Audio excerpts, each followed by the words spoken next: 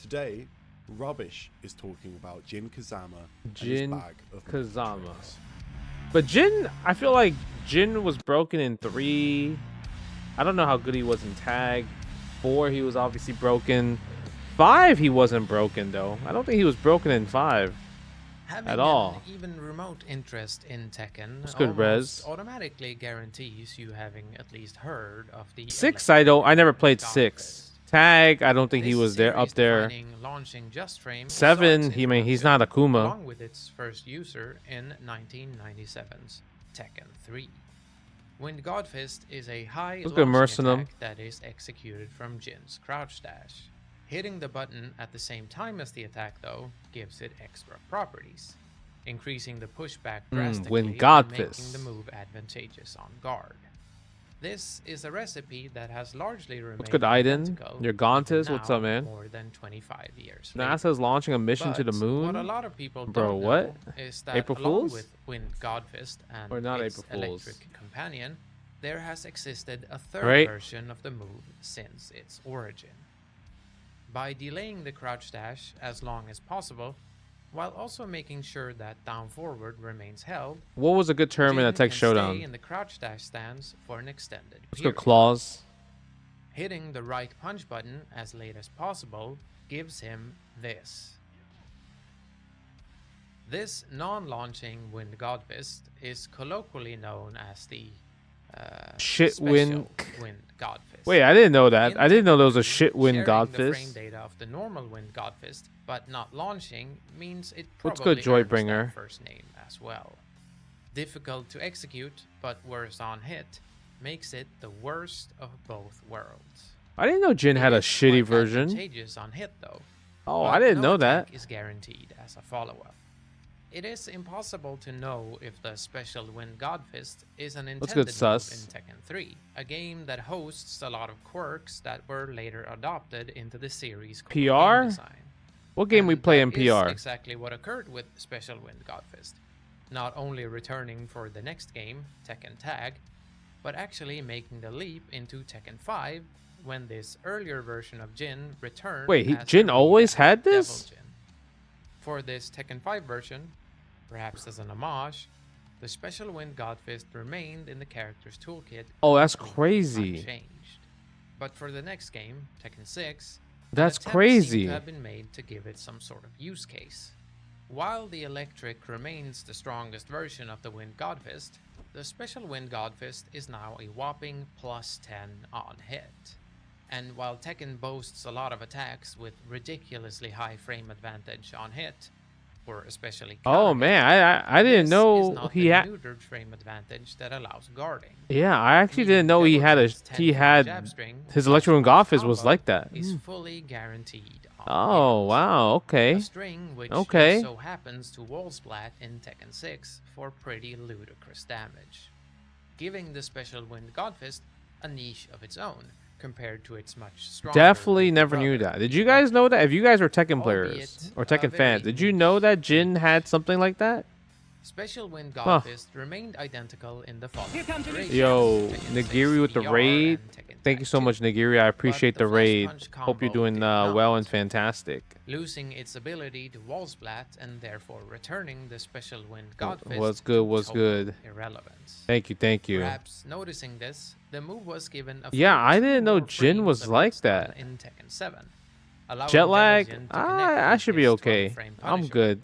Thank you though. This again makes the Vamp? special Wind Godfist How you doing? slightly stronger than the electric if it hits at the wall. But where it really shines is when Devil Jin can utilize Tekken 7's breakable floors and walls. Yeah, making the that's reward crazy. For special Wind Godfist on the correct stage pretty wild.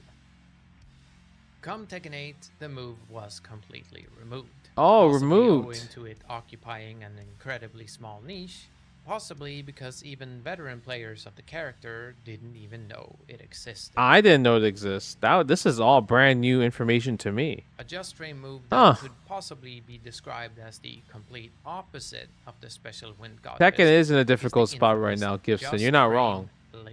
What's good, Adam Cole, baby? How you doing? Move that once again could theoretically be considered an unintended one.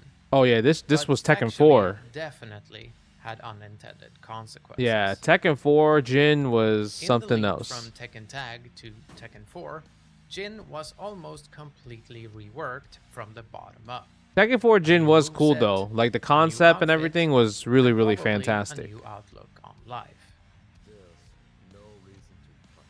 Though his character-defining 3-hit strings, Laser Cannon and Laser Scraper came along for the ride, and during the jump gained a couple of new nifty tricks. Laser The scrapers. straight punching Laser Cannon largely remained Yeah. identical. 2-1-2. But the Back 4 uppercut version, 2-1-2. Laser Down 2. Scraper, was Yep. given a whole Oh, it's down option 4. I for thought it was the down last 2. hit. By delaying the attack, Jin uh. could make the final hit an unblockable Yep. launcher. Unblockable. A launcher with a blue trail, clearly denoting this powered-up status. That move was Jin, so crazy. unlike a lot of Tekken 4 characters, had access to high damaging and consistent juggles, with 1, 2, 3 giving him a guaranteed Down 4. on hit. Yep. With unblockables being such a strong concept in fighting games, Namco had obviously considered the possible counterplay for such an attack. You can sidestep making it. it possible to react to the windup of Jin charging Yep, it you and sidestep it. sidestepping in response. The problem was that the charge on Laser Scraper was not a binary switch. Yeah. Meaning This is Jin you could choose to just let go of time the it. attack whenever he felt like Yo, it. And straight when rip with the timed $2. correctly, I he love would Tekken release Tag the Bowling. attack Thank you so early much, while man. also being Appreciate granted you. the unblockable What's good, status. Nash? This Yep, there it is is. the just frame. Just frame laser For as infamous as scrapers. this move is within the Tekken community, it is astonishingly often misrepresented. Bro, by that's the so people who broken. talk about it. And also you gotta think about this is that like, so they had the just frame laser scrapers, but when they had Tekken 4 tournaments were only played in the arena. So because it was played in the arena, it's like an octagon, like they had like octagon specific Jin combos from the just frame laser scrapers, right? So because of that, Jin's combos would do so much damage, it's insane. But yeah, like because there was like, I guess most stages were banned. With reports of the string ranging from being fully guaranteed on block to the more common description. Oh, thank you so much, being Chris. guaranteed Appreciate you. the first punches hit the You know, opponent. you know what is suspect? I haven't been On block, there watching. I need to isn't catch up actually on my that much theory to it. fighters. Every level of charge Jin can attempt will lose out to the opponent stepping to his. Yeah, edge. Jin is always And crazy. This hardly makes the unblockable bad on Well, he's guard, not always since it crazy, basically forces but the he was opponent to crazy in move Tekken every 4 for single sure. time Tekken Jin 4, initiates Tekken 3, the string Tekken on Tag. block. Tekken 5 he Unlike wasn't that later crazy games, though. which But like made they these made, but two Devil hits Jin was hover around better than his regular hand. Jin. Jin is left at only I don't know how good he -2 was in Tekken on 6. block, making it massively advantageous to force the opponent to step. Not to mention that Jin has access to an incredibly strong parry in Tekken Yeah, he 4. got parry. He had parry, which is really, really crazy. He had 2-1, 2-4. Like, he had a lot of like new strings because they reworked him from Tekken 3 or Tekken Tag to Tekken 4. That like, it made him even more like broken because they probably didn't have a lot of time to QA like all these different movesets. But With 2-1 massive was just rewards and insane. basically no whiff animation. Yeah. When Jin connects with the opponent though, their available options dramatically decrease. It is still possible to sidewalk the just frame laser scraper even if But you it's get tough. hit, It's tough provided though. Jin doesn't hit you off axis. But it is no longer possible to step the I wonder if they're gonna uncharged talk version about the of final tournament. Like strike, meaning you're tournaments put in in a at 50-50 Evo launch was only at situation no arena. matter what option you pick.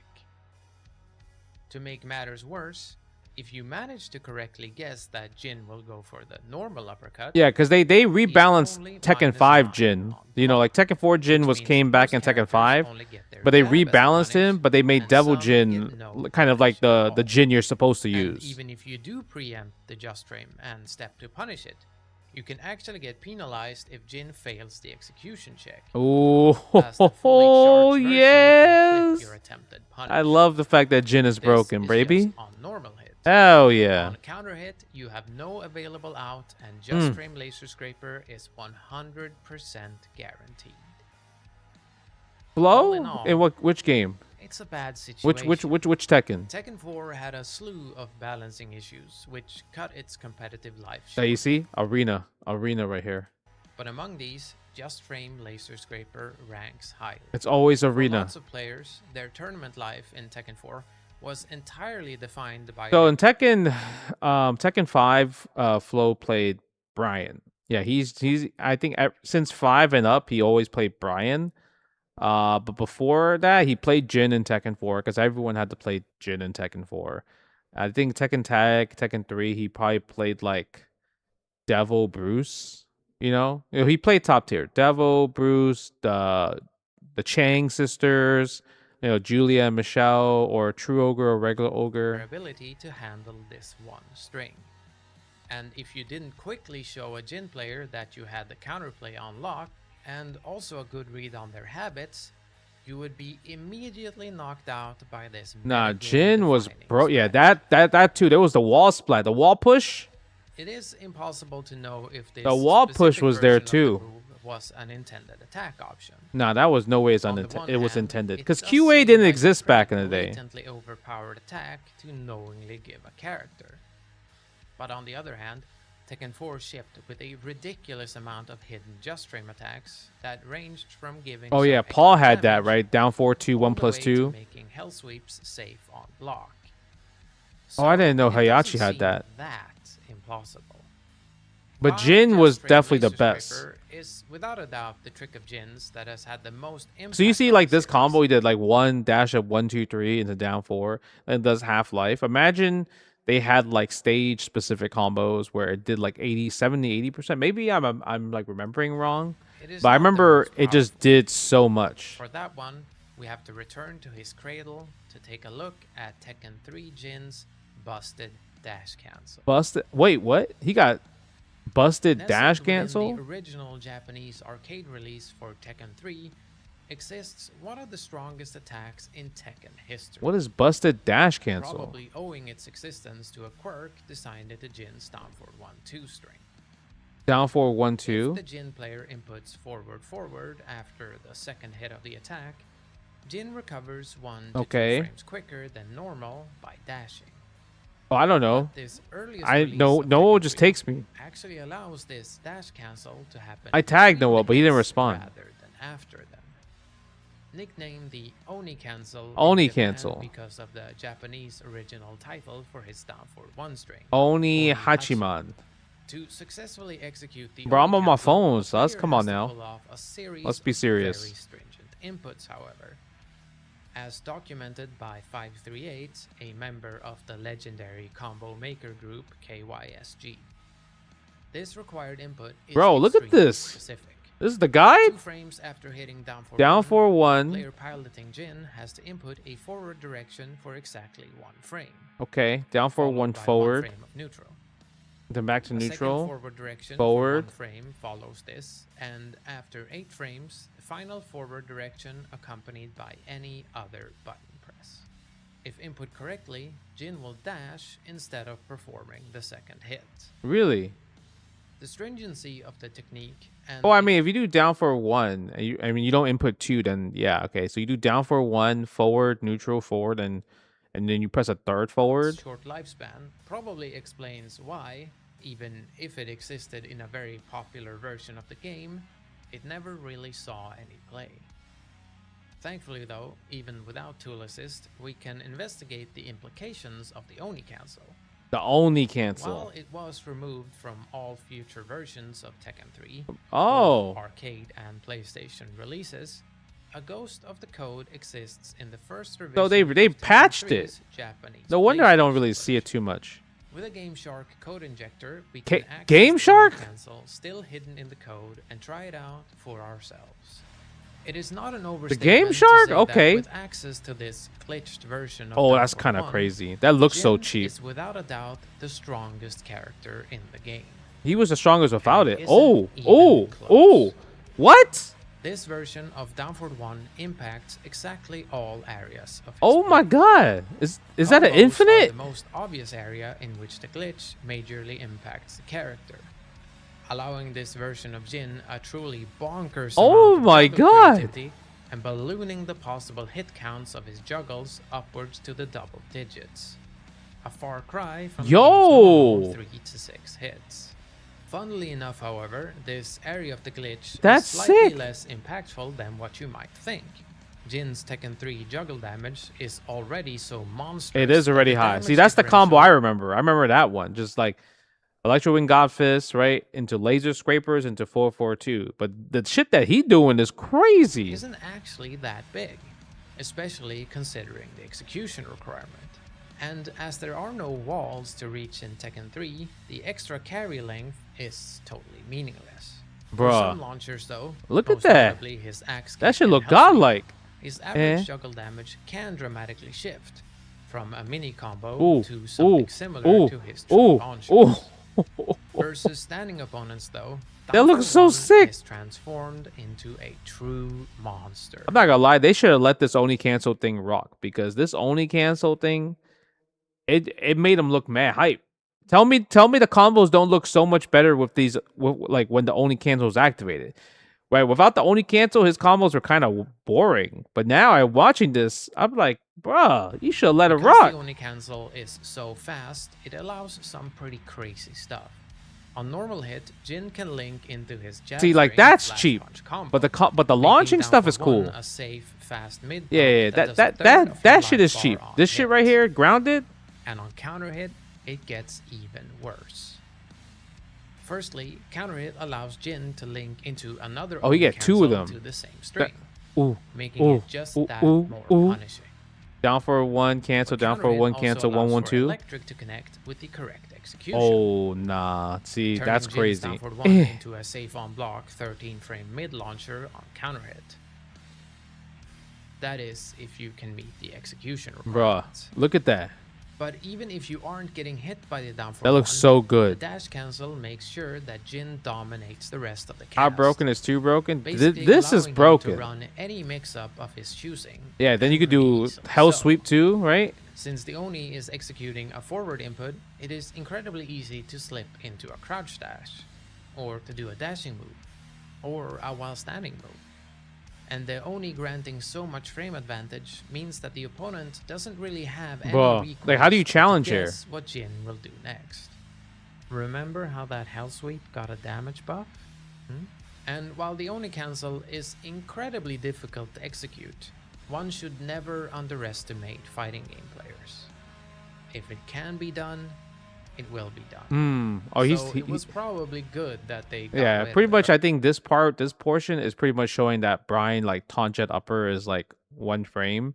So because it's 1 frame, like, don't underestimate Tekken players, or don't underestimate fighting game players, that, you know, they'll do stuff like that. So if Oni cancel was allowed, then you would have seen crazy Jin stuff. Early. In Tekken 8, none of these tricks remain. Some definitely for the better. Yeah, Tekken 8. You know what's crazy? That they remove all this broken stuff from past Tekken games and then Tekken 8, like when Tekken 8 came out, because they're trying to balance fighting games. But people are just, but obviously on social media, people are having like such negative responses to Tekken 8. You know, that's the crazy part. That developers try to balance the game into what they think is balance, compared to back in the day fighting games, where fighting games were like more broken, right? And now people are upset with modern fighting games at the moment, right? Maybe not. Still, life is sometimes stranger than fiction. And the design cues for that's crazy. Tekken 8 characters, like Heihachi, are seemingly almost inspired by unintended glitches in games. Yeah, I'm okay. I can see that. That makes sense. This is a great video. I actually did not expect this Oni canon. I thought, like, with the title Jin is always broken, that it's like, oh, you know, Jin is broken, right? Like, and I'm like, wait, what do you mean Jin is broken? Like, he wasn't broken in Tekken 5. Obviously Tekken 3, Tekken Tag, Tekken 4. He was like really, really broken. But like, besides that, that wasn't the case, right? Okay, so I wanted to show you guys how cheap Tekken 4 was, right? Because Tekken 4 was pretty darn cheap. So let me see. They had Tekken 4, Evo 2004, Tekken 4 Top 8. So if we watch Tekken 4 Top 8, you obviously are going to see a lot of Jin versus Jins, but I just kind of want to show you kind of like the wall combo that I was telling you about. Because the wall combo, if he gets it, is just crazy. Right, they're using the parry. Ooh, misses the just frame. Goes for the parry again. But you see Jin doing the parries a lot, and they're sidestepping. It's crazy because they're moving mad fast. Okay, hell sweep. Yeah, here we go. Oh, that was it. If that's the... Okay, that's right. If you do the wall push, you get the free laser scraper into unblockable, and then that's it, right?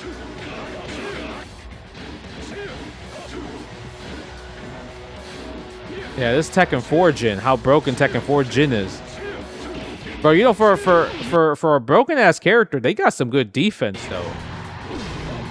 Round 2. Fight. 2-1. Yeah. Imagine, okay, you know this. You know how people complain online about Tekken 8 is such a bad game. Imagine you were from the arcade, and you played Tekken 4. You were a fan of Tekken, and you're like, I want to play Tekken 4. But literally 99% of people playing Tekken 4 competitively are playing Jin.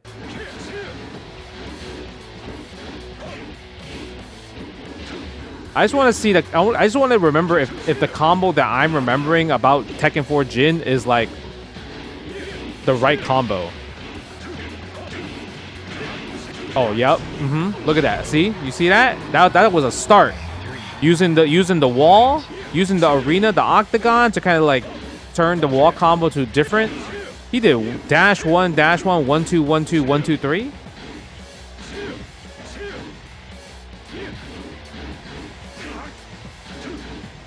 It's down 1. 2-1. See, 2-1 is like 2-1's.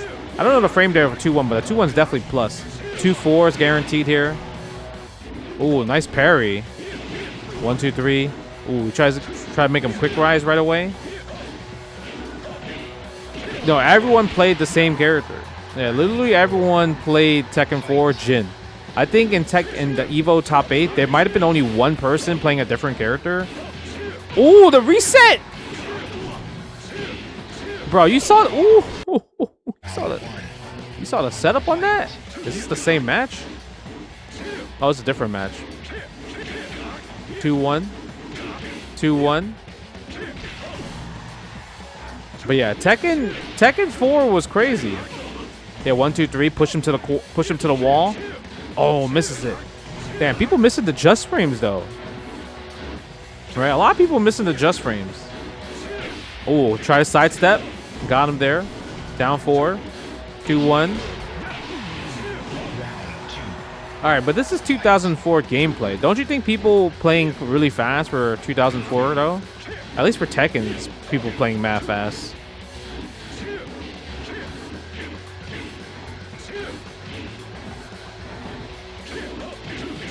Ooh!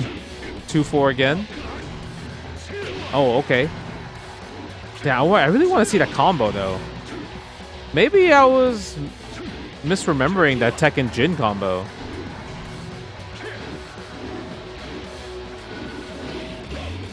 Guaranteed. Oh, he missed it. Oh, he tried to get for a double wall push. Round 3.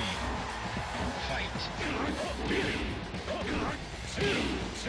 Bruh.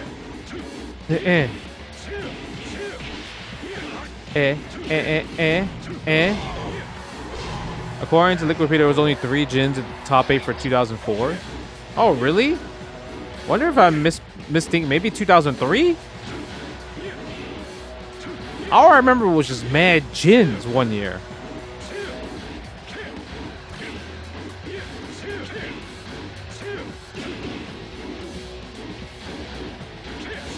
Not gonna lie, I mean, if you watch this gameplay though, like they're moving, like they are moving, they're swinging. Oh, unblockable.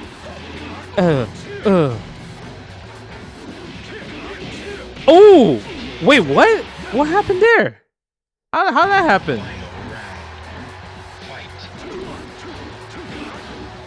I'm not gonna lie, this shit looks sick. Tekken 4 kind of hype right now. The 2-4. 1, 2. Oh. But they only played on this. Yeah, see that? Look at that combo. Look at that combo that he just did. This is what I'm talking about. Like people, like this was the illegal stage, right? This is the only stage that people play on. Is like this octagon arena. This Heihachi. This is Heihachi's boss stage, right? And but the thing is, when you play Jin, he just gets so much advantage from this. So like, look at this. So he hits this combo, right? He hits the laser scraper's counter hit. So he gets it from like this life, right? From the end, right? So counter hit, boom, boom, boom, So the 1, 1, 2 dash up, 1, 2, 4 into 1, 2, 3 into 4, 3, right? Look at that. God damn. That shit did mad damage. Yeah, that shit did mad damage. Hold on. Let me see. Maybe it was 2003. But look at it. There's a lot of people here though.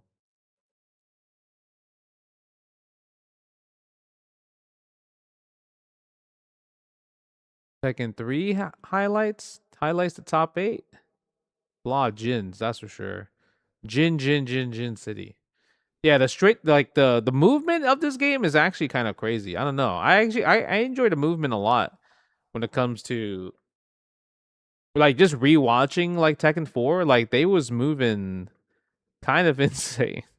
But yeah, I mean that was a great video from Theory Fighter. Yeah, I'm catching up on some of the Theory Fighter videos. So this is like Jin is always broken. That was a good watch though. Not gonna lie, that was fun. It's not a stretch.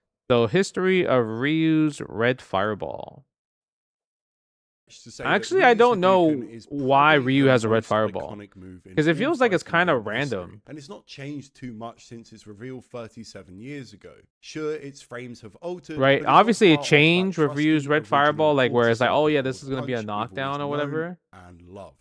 There is, however, a move twin to the Hadouken that kind of goes under the radar despite its rich history. One that's born of RNG and misunderstanding. The Shakunetsu Hadouken. But what? Yeah, see, that's the Red Fireball. But before, Red Fireball existed in like previous Street Fighter 2s, but it just didn't do anything, right? I remember them from Street Fighter 2 Turbo on the SNES, but I also vaguely remember seeing them in Super Street Fighter 2 it became half circle in other games. At the time, like Street Fighter EX was like Red Fireball, and then they had Red Fireball for Evil Ryu Akuma. But Ryu's Red Fireball in Street Fighter 2 was like random at first. I think in ST you could do Red Fireball if you like kind of do a bigger motion. Maybe it's half circle forward, but like I think this is like the video, like the history of Ryu's Red Fireball, like why did it come out, right? So it's like Street Fighter 2 Turbo, so it's hyper fighting, right? Because hyper fighting was the first time I seen the Red Fireball. I don't know if it existed in World Warrior or Champion Edition, right? But look, at the time, my brother claimed you had to throw a Hadouken hitting all 3 punch buttons simultaneously, but it was a load of crap because I could never get it to work, even though I spent hours trying. Yeah, the brother clearly lied to you. This is all bullshit, right?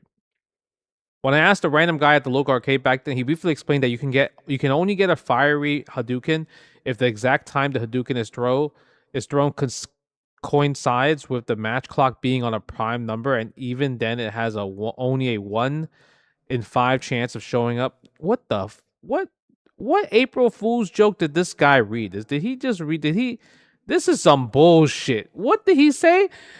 Why was he lying? Was he lying to a kid? You can get a fiery Hadouken, but if you exact time of the match clock being on the prime number, and even then it only has a 1 in 5 chance of showing up. Then he proceeded to choose Vega and kept asking me to stand still while he tried out his move. So I left when the match was over because it was my quarter. So how do I output red Hadoukens? Drink red Kool-Aid? This is the crazy part, because you know what this shit reminds me of? You ever play Pokemon Red and Blue? And then you see all these rumors of like, oh yeah, this is how you get a legendary. So, because I definitely got caught. I definitely got baited by the Pokemon like random legendary like game FAQs. There was this one where they're like, if you go to, I always remember this too. If you go to Cerulean City in Pokemon Red and Blue, right, and then you go to the top floor of the big market, right, and then you talk to the girl there 100 times, then you get a rare Pokemon. I definitely did that, and she didn't give me shit, so I was pissed off about that one. But yeah, they had the infamous Mew one. Use strength on the truck at the SSN to get Mew. I definitely transfer mad different Pokemons to get that strength too, and that shit didn't work at all. You The had to schoolyard throw Hadouken rumors. hitting all 3 punch buttons simultaneously. But it was a load of crap because I could never get it to work even though I spent hours trying. When I asked a random guy at That's the local crazy. arcade back then, he briefly explained that you can only get a fiery Hadouken if the exact time the Hadouken is thrown coincides with the Bro, prime number is crazy. Even then, it only has a 1 in 5 chance of showing up.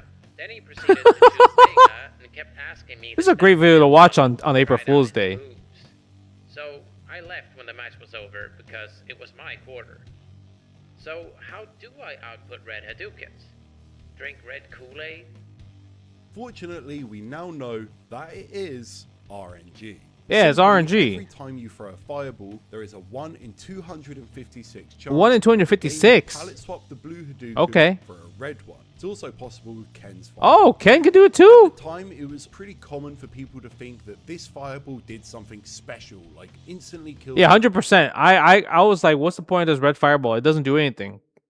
Then obviously, I don't know about new challenger, but obviously ST they made the red fireball knock down, right? Or there's more hit stun. Opponent. But no, it's just a different color. Yeah, it's just a palette swap. In retrospect, it's very understandable that there would be so many misconceptions about the attack, because in average play at the arcade, you're just not going to see it happen that often, let alone see it. Damn, that jab DP his ass, in a bro. world with limited internet, it's thinking going about to that. result in a lot of Ooh, teenagers making this is up World their own Warrior, mythology right? around its existence. In The more way recent times, it the was way the hit generally was hitting, agreed it upon felt that like this World attack Warrior. was a glitch. I mean, it's not an unreasonable thing to think. The game is filled with them. Hell, during development, they were 1 in experimenting with 256 the is idea crazy. of you taking double damage when stunned. Removed it from the game after realizing it was insane, but forgot to remove it from Ryu. It is to say, the game is delightfully janky. Of course it was. It was one of the first of its This shit is Kosoge. Decades later in 2024, For reals. we finally got the clarification we needed,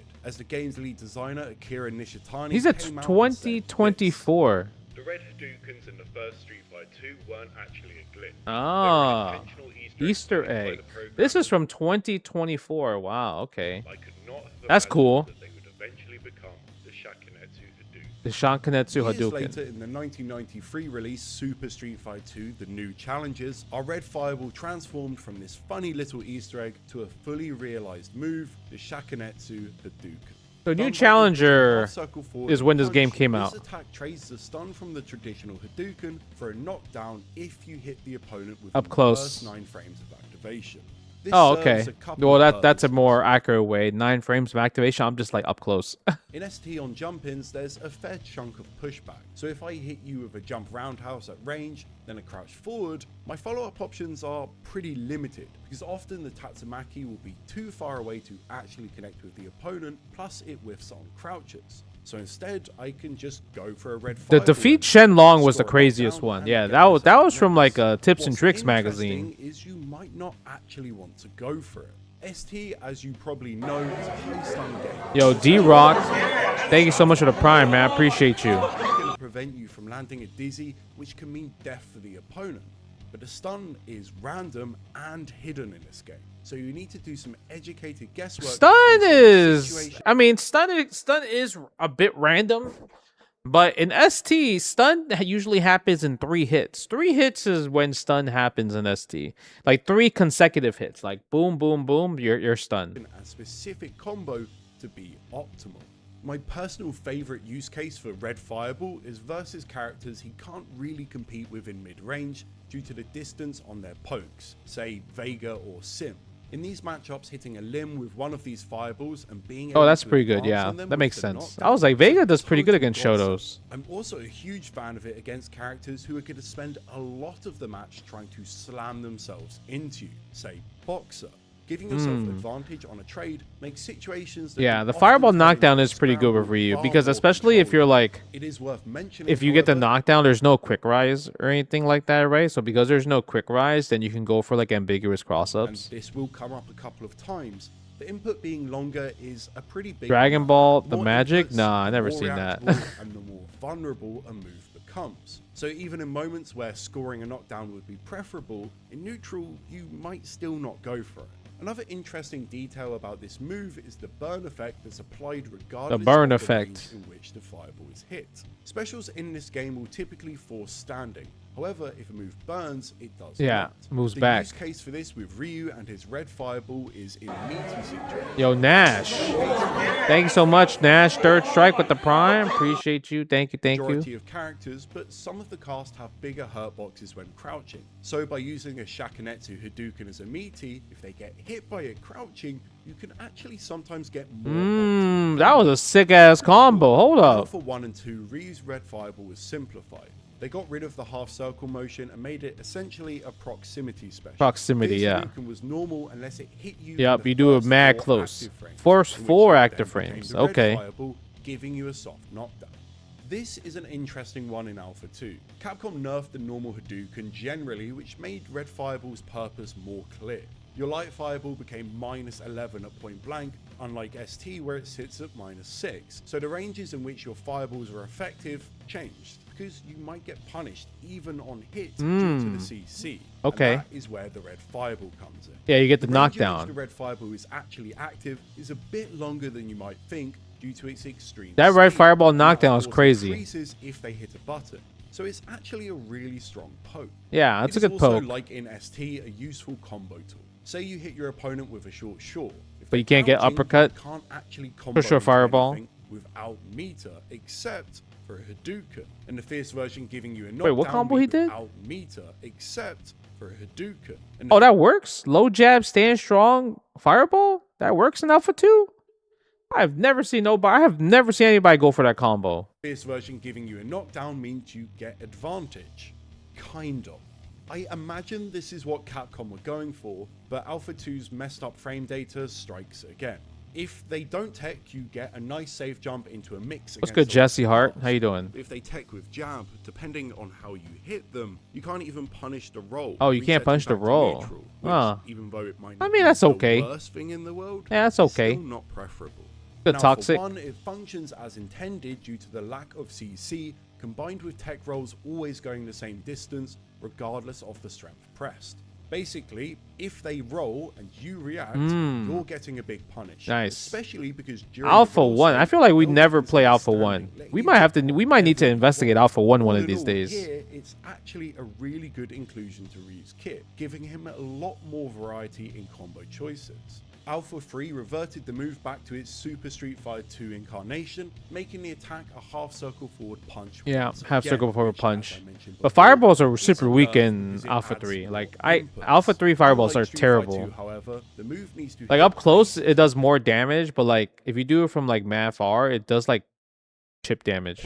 blank to be a knockdown, which is an interesting choice because ultimately, what's the point of free speeds of fireball if I need to be? I next watched to the opponent CVS2 to one, hit Ben. them I don't with think my I watched Street desired Fighter 4 effect though. Regardless, it still functions as a combo tool, which is good, and I don't hate the idea of trying to make the move a bit more, I guess, intentional. You don't get knockdowns by accident like you do sometimes in Alpha 2. But I definitely struggle to see what He's the a overall Hadouken. developer What goal was ramen? with What this flavor change. ramen you like? Like I what do you mean guess- ramen? What flavor ramen? Like pack of ramen or like restaurant ramen? Maruchan? Oh, beef. It Come on now. means if you're engaging Beef is in the goat. mid-range and want to throw a fireball out as a poke, the different speeds of red fireball mean you can both catch them pressing something with a knockdown and secure more advantage by going for a slow fireball. Maruchan, if the they classic. don't press. But that feels like a bit of a niche situation, especially combined with the extra input requirements. Now, once we get beyond this point with Street Fighter Yeah, now it's 3, like 4, EXs, 5, and right? 6, this move becomes an EX. Yeah, you don't get regular fireball. It has to be EX fireball. Because their utility is somewhat uniform. They knock down, they're typically high priority, and they're quick. So they'll blow through other characters trying to zone you out. Not only this, it's also used as a jump scare in neutral, trying to dissuade some forward movement. Generally speaking, most of their interest comes from how they interact with each game's unique mechanics or I haven't used a Doyle in a while. The second hit gives a little bit more of an execution check on the parry. That being said, if your character has an invul super like Chun, you can just parry the first hit, then super through the second. Let's go, Chun. Don't get me wrong, this is still a very useful tool. Let's go, Haley. People underestimate how quick Third Strike can be played, especially Third Strike. I mean, Ryu's one of Ryu's best move is EX Fireball. To at very least cause hesitation is very useful. By the time Street Fighter 4 came around, the need for something to connect on crouching opponents was removed due to Ryu's Shoryuken hitting further off a counter normal. So you don't really use EX Fireball too much. I mean, you could mid-range combos are good, like low forward EX Fireball, like that. Crouch forward EX Fireball, because you couldn't do DP from that range. Ultra 1. You could even do this without the FADC in the corner, which is pretty nice. It basically just upped the damage threat on Ryu's mid-range, letting him cash in all that meter. There we go, yep, mid-range. In Street Fighter 5, the EX got added utility from his V trigger, speeding it up and adding an extra hit. Plus the activation of the Street Fighter 5 and Street Fighter 6 ruined the red fireball. Making it a relatively safe path. Nah, that shit's ass. Street Fighter 6 introduces projectile priority, where EX moves will straight up beat normal projectiles, regardless of the but it's not red fireball though. A really good he don't got more. He lost his red fireball in after this. He doesn't have red fireball. Hadouken is honestly a fascinating move. It consistently answers questions about flaws in Ryu's kit in unique ways, regardless of wait, what was Dawson going? Just a combo tool or I think this is evil Ryu. It served just about every purpose over the last 3 decades, and considering it started as an Easter egg, that's pretty cool. Yeah, that is pretty cool. More homogenized in the recent era, but it's still an interesting attack. That is pretty cool though. I think the idea of a proximity special was cool, especially when tied to a projectile. So one day I hope to see it return to Street Fighter. Yeah, they kind of removed it, right? Yeah, they kind of removed the red fireball in Street Fighter 6, unfortunate. I love Heartache. All right, how developers simplify execution without sacrificing depth. All right, Richard, this is for you, bro. I'm assuming this is modern fighting game talk right here. Fighting games. It's not for everyone, I get that, but for me there is no substitute to the endorphins garnered from. Bro, I love combos, man. I'm trying to see these hands. This love, however, doesn't mean I can't appreciate developers making execution easier when it's done delicately. Well, 2xKO I would say has hard combos. Yeah, 2xKO has hard combos, but like I think 6, Tekken 8. I mean, Tekken 8 could have hard combos, but most of the time, like meta combos, competitive combos, they're pretty easy. 6 obviously has super easy combos as well too. Fatal Fury has very easy combos. Invincible Versus is pretty easy for sure. Avatar has some good execution, I would say. I think Avatar is like a little above average when it comes to execution, so that's cool. Marvel Tokon seems really, really easy as well too. So we'll see. Is a net positive to the flow of the game. Show them hands. Away your expectations of easy inputs or gigantic buffer windows, and let's talk about. But even King of Fighters 15 combos are really easy. Make fighting games easier.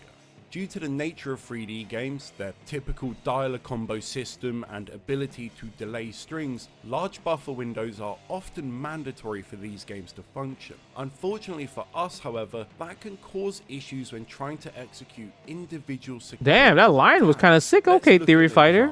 All right. There is a universal situation in Virtua Fighter. VF. I press punch and my opponent blocks it. Yeah. Punch leaves me at +2 on block, meaning it is technically my turn, but my opponent might still press something like a crouch punch to try and melee. Back momentum. Melee is 10 out of 10 in terms of execution, right? That the entire cast possesses is to follow up your punch with a forward punch. This is a frame trap. It will beat common options such as the down jab and give me a counter hit that I can use for better mix if I'm successful with my read.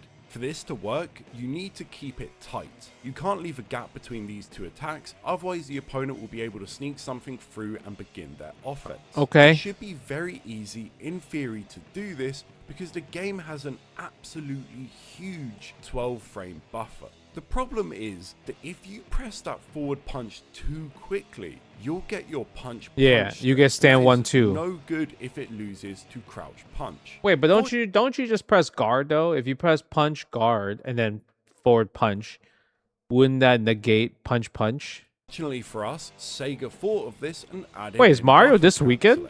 If I press punch then guard, the game will essentially clear. There we go. Never mind. I was just thinking ahead. The memory of my previous input, meaning no matter what I press after, it will not add onto the string. Yeah, that's I think that's any game with block button. I know DOA is also like that as well. And safely do this frame trap, all I need to press is punch, guard, then forward punch, and the buffer will do the rest for me. Its uses aren't just limited to neutral either. Playing Leon, I'll use it for a bunch of my combos. This is my counter hit down back kick. MK ain't like that. MK is like that. Yeah, I believe MK is like that, but the problem with MK is that it's made by NRS. So because of that, it's still a little bit laggy because there's like recovery on block, right? Because Mortal Kombat has recovery on block, you can't do that. You can't do one block one because the opponent could definitely mash between that. You know what I mean? I don't know what's the nicest way to put it. I don't know what's the nicest way to put it. Like they just for some reason they like to have mad recovery and lag on their shit. And in the middle, I'll need to link a back forward punch plus kick into a back down forward punch. And similar to the last example, you would think that games like DOA, Virtua Fighter, they have punch, they have a guard button that every game with a guard button will follow the same rules where, like if you don't want to get 1-2, but you just want to, if you don't want to get like 1-1, but you want to do 1 then 1, then you could do that. But Mortal Kombat doesn't allow that because there's recovery on block. Like there's recovery on block animation. I'm getting the punch follow up to my back forward punch plus kick. And if I'm too slow, I won't get the ground bounce I require to get my ender. So once again, throw a guard in there to clear the input history and boom, we've got ourselves a tight link. Yeah. What's fun about this is you're essentially I like that. That's how I learned. The first time I learned that was when I played DOA 4 in 2006. One approach might be more What's good, Raz? Than the other, or you might use a combination of both depending on the situation. Man, it can be like that, right? You have left in your mental stack. It's just a bit more nuanced than simply making combos easy, and I like a trade-off. What a knucklehead! Oh, Soul Calibur is the same way. You use guard to cancel. Forward Hadouken. It's hard to do because it overlaps with the input of your Shoryuken. To avoid the DP coming out, you'll need to pause after your walk forward, or you'll need to input a half circle forward, which is basically just a surrogate for a pause. Capcom could easily fix this, and they have with characters like Capcom Akuma, could easily fix given him this. a half circle back fireball. But this is an intentional limitation. They don't want Ryu to have the flexibility of walking forward and throwing a fireball without that pause for balance and design purposes. King of Fighters is different though. Well, I mean, unless you play in modern. This is a game that's meant to be played fast and have very little in the way of limitations in terms of execution. So they built a solution to this. If your fireball is quarter circle forward, you can end the input with an up forward and it will always out prioritize the input. That's little tricks, up forward. Meaning you can run forward and always get your fireball. It can also be useful for combos because a lot of characters have unique normal attacks bound to forward plus button. And without this tech, certain strings would be incredibly difficult to do. Like here with Iori, where I'm trying to combo his forward A into a fireball. Without the up forward, I'm getting his DP nearly every time. You know what's crazy? I don't think I ever got the DP when I did that. If I do down B, down A, forward A, and just do fireball, you know what it is? Like, I guess because I go to neutral, right? So because I go to neutral, I'll get the EX fireball. I don't get the EX DP. Does this make execution easier in the game? Absolutely. But it also 15 speeds is the game godlike, up and gives mannequin. a ton of flexibility to characters that could potentially have been left with this otherwise kind of silly limitation, at least in the context of KOF. And that given speed then adds back into the game's difficulty, leaving it pretty much where it started out, which is nice. No, I mean, I don't think it's a lever listing. Unlike Street Fighter, in Tekken the room for error on simultaneous button inputs is very small. Now you could simply bind one button as a macro to do all the timing for you, but Tekken has a mechanic built in to alleviate at least some of the room for error with just your normal 4 buttons. This is a technique called button buffering. Button It is buffering. as simple as it gets in execution. Button buffering? If I press then hold 1, I can then input 2 and the game will register it as 1 plus 2. Wait, really? Works with any combination. I did not know you could do that with use it Tekken. For Brian's taunt, key charge, or really anything. It is fantastic for combos. Oh, I Here didn't with know Kuga, that. if I do his I just did that shit pre-standard straight move up. Extension with back 2-1, followed by 2+1. I can just hold the 1 from the first string and button buffer the 2+1. Oh, afterwards. wow. This gives me the ability to not only guarantee that both buttons are pressed simultaneously, I can actually double tap the input or Damn. mash it. Once Okay. again, helping Didn't know ensure that. I'm finishing my combo. It's all very I just did that shit character-specific, straight up. That but must there mean I'm really is godlike. no limit to its potential for frame traps, combos, or even chain grabs. It's neat, it's efficient, and it's non-intrusive. Some people think of King of Fighters as this game with extremely difficult combos. Oh. Honestly, it is a lot more simple than you might think. And that is because SNK have a couple of techniques to help you, most notably of which to me is the button hold trick. The button hold Let's trick. say I'm knocked down and on wake up I want to go for a reversal. You could just time the DP so it hits as soon as you stand, or you could I'm make not gonna lie, that makes perfect sense right there. That makes perfect sense right there. Just button hold the DP on wake up. I have never thought about that. You know that? I actually have never thought about that. Because I always time my DPs. make it way easier by inputting the DP early, then holding the attack I button. always timed it. Yo, I'm Sabath. Thanks so much for the prime. I appreciate you. Huge buffer window. Basically, the game will wait. I did until the not. first Yeah, I possible did. frame I in never which our thought character is to button hold on wake up. I feel like I see button hold and like people tell you do the button hold trick and combos and everything. But on wake up, never in thought a about neutral that. state, then execute the attack.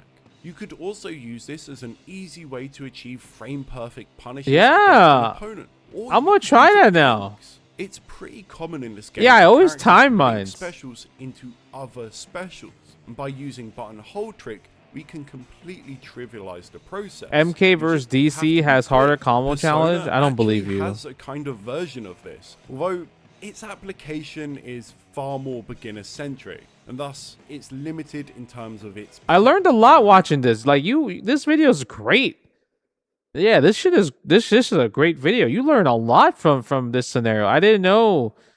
Like the Virtua Fighter one, I knew, right? You tap guard because like I remember I was having trouble. People would be like, yeah, you do like punch kick and then you do punch. I'm like, how do you do punch kick punch? Because if you do punch kick punch, it'll do the third hit of the string. Now you gotta tap guard and then you do punch. I was like, oh, okay.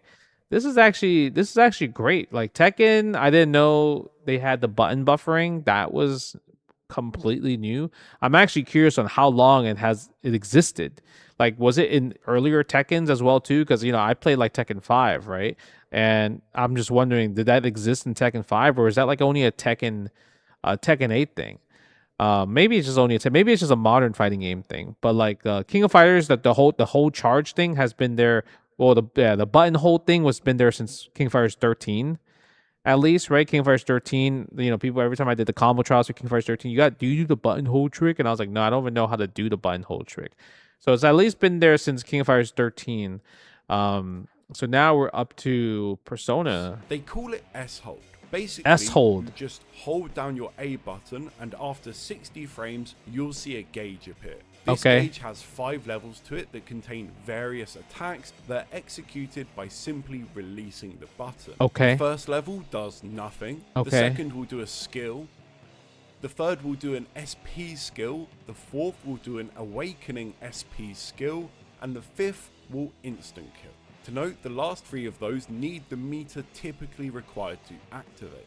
What's useful about this is you can charge it during your own super animations. So say you're comboing a super into a super, you can simply hold the A down until you reach your desired attack, then release it. Oh shit, what? And behind this is a huge buffer window, so you can be pretty sloppy with your timing and still get a frame perfect action Really? after the animation is finished.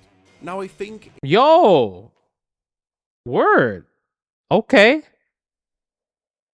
There's no way they said they talk about that in the tutorial for Persona 4, right? That was... Wow, okay. It is debatable that was if nice. this next one was intended as an ease of use addition to the game or just as a mechanic.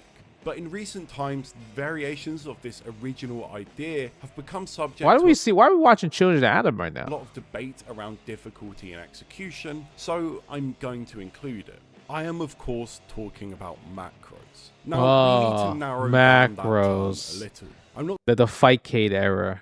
Macros. Macros. talking about binding a button in a console game to do specific actions with one input. I'm talking about button presses that substitute directional inputs, and where we first find them for Capcom is in Children of the Atom. If you press 2 punches, you get a dash. Yep. It's a shortcut for your forward input. And you Yep. can also press 2 kicks to substitute a Super jump. rather than hitting down then up. These macros certainly make movement easier. Instead of dashing traditionally, which is subject to a lot of travel time on the stick, with 2 punches I can do it all in one frame. And if I've got the stick in I'm not gonna lie, this should make Psylocke look ass.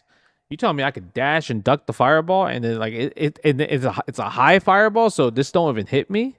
neutral, I can block the Bruh. frame after, which That is shit a ass. relatively safe way to approach. The reason I question if So I mean, I'm assuming he's gonna talk about like button map one button instead of pressing 2 buttons, because pressing 1 button instead of 2 buttons is obviously you can't fuck up, right? Because if you have 2 buttons, there's a chance, like there's still a chance that you can fuck up the dash or cancel or anything like that. But 1 button, I mean, that's what I fight a lot on Fightcade when I played the Marvel games, like Marvel Superheroes, Marvel 1, Marvel Super Street Fighter. People are macro city. They're moving like bots. this is for ease of execution is because it gives you access to things otherwise impossible, some of which are intended, some not. You need to use the macro to air dash, and that makes sense if you're playing a game with an 8. See, but the thing is, I love Theory Fighter, but the fact that he's calling the pressing 2 punches is like a macro is triggering me, right? Because to me, like, I guess my understanding of a macro is that like you are setting up a macro. You know what I mean? You're setting it up like to make, you know, like you're like, it's not default, but this is default. Like pressing 2 punches is like well, 3 punches is default in the game, right? It's just default. But the fact that he's calling it like that, it's just like I'm just like getting confused, right? Way dash. The last thing you want to be doing is press. Yeah, but I understand both are macros. I just don't, you know, I never referred it as macro. I referred macro as like, oh, you're changing your 3-button dash to a 1-button dash. Pressing down forward to try jump. But then you also have things like wave dashing, which without a macro is far slower and input intensive. As the Versus series continues, this dash macro becomes even more core to the game's design, giving you the ability to cancel air normals into dashes, resulting in things like the ROM Infinite. What I like most about this macro is the fact I don't want to always use it. If I'm blocking something, yo, my man Theory Fighter got some hands though. To say punish, I'll want to press forward because right? the macro He got some overlaps hands with my push block input. Or let's say I'm trying to do Rogue's Infinite in X-Men vs Street Fighter. I need to dash between the hits, but if I do that with a macro, I might accidentally chain into another normal, which is no good. I think what I like most about these mechanics is the fact that they're all active choices. Things aren't simply easier by default, They're easier with technique, and sometimes there's also Technique. reasons to not use them, giving a lot more nuance to the game's system. I put them almost in the same category as double tapping a button to increase the chance of a successful link. There is effort and consideration involved. Sure, I could double tap every input, but then am I going to have my hand positioned correctly to cancel said attack? Okay, so I guess, these are developers' ways to simplify execution without sacrificing depth. So I don't think he's going to button map a one button dash, because that is that would be how gamers simplify execution with sacrificing depth. There you go. That's what Fightcade is. It really depends on the player and situation. There are also active decisions by developers about what should be harder and what should be easier. It's not just a sweeping universal change to something like a buffer window, which will not only make combos easier, but punishes and frame perfect turn taking easier too. In the button hold trick example, man got some games on. This one's doesn't 2001. apply to normal attacks. So timing is still part of the game. They're just more specific about when it is a notable factor. Yeah, but timing got so much easier with modern fighting games. Like when Street Fighter 5 came out, they wanted to change the execution from Street Fighter 4, which was had a bunch of 1 frame, 2 frame links, to Street Fighter 5, where you can mash out combos. Literally in Street Fighter 5, you can just mash. Like, for example, Ryu's 1 frame combo in Street Fighter 4, solar plexus, forward heavy punch into crouch fierce in the DP.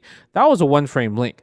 In Street Fighter 5, you could literally just button mash forward fierce into crouching fierce. You could literally just button mash, no timing, and that shit will come out. Of execution, like a lot of things in fighting games, is a far more interesting topic than Twitter makes it out to be. Making things easy has consequence. No matter the tomahawk what you add to the game, there will be unexpected ramifications. Yeah, And 3 frame sometimes it Street Fighter 5 can onward had a ultimately 3 frame result in the buffer for game button being inputs. even harder Yeah. for a beginner to play. I haven't checked out. I checked out. Leniency. Okay, so I checked out Popper Lobster stuff on YouTube on the one he did on me. He did a video of me, and then it was kind of wrong.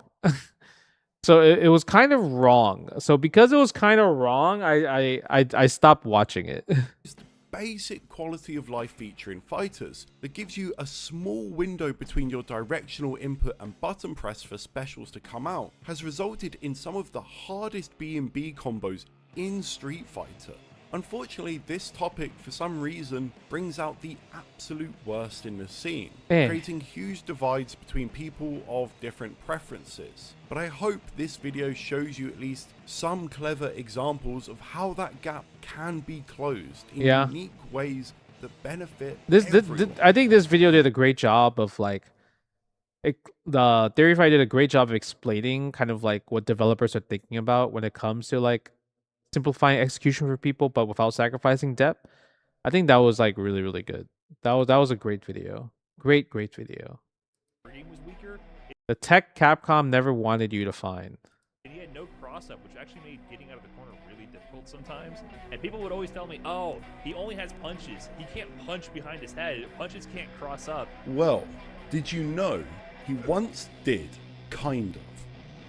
In ST, Boxer was able to use his roundhouse or fierce as a pseudo cross-up. The thing is, it doesn't require you to block the other way. It might sound weird from a contemporary perspective, but in Super Turbo, it's pretty common for moves that visually look like cross-ups to be blocked the same side. That's because how the game defines cross-ups is a little different from the modern standard. Yo, floor feeding me? Thanks so much, 100 bits, man. Thank you. Have this point, which designates your position on the screen, go past theirs, and hit with a jumping attack. Pretty simple stuff. In ST, however, you need to be 24 pixels past the opponent for it to cross up. And on top of that, you need at least... Not gonna lie, 24 pixels is actually mad accurate. If the opponent on the exact frame your jump is 24 pixels away from this point, it will still be... Yeah, true cross up, fake cross up. Yeah, this clearly you could tell it hits on the top versus over here. Fake cross up. Now, in theory, this design decision should make cross ups... Ooh, Street Fighter 4. Oh, I wonder if this is going to lead into unblockables.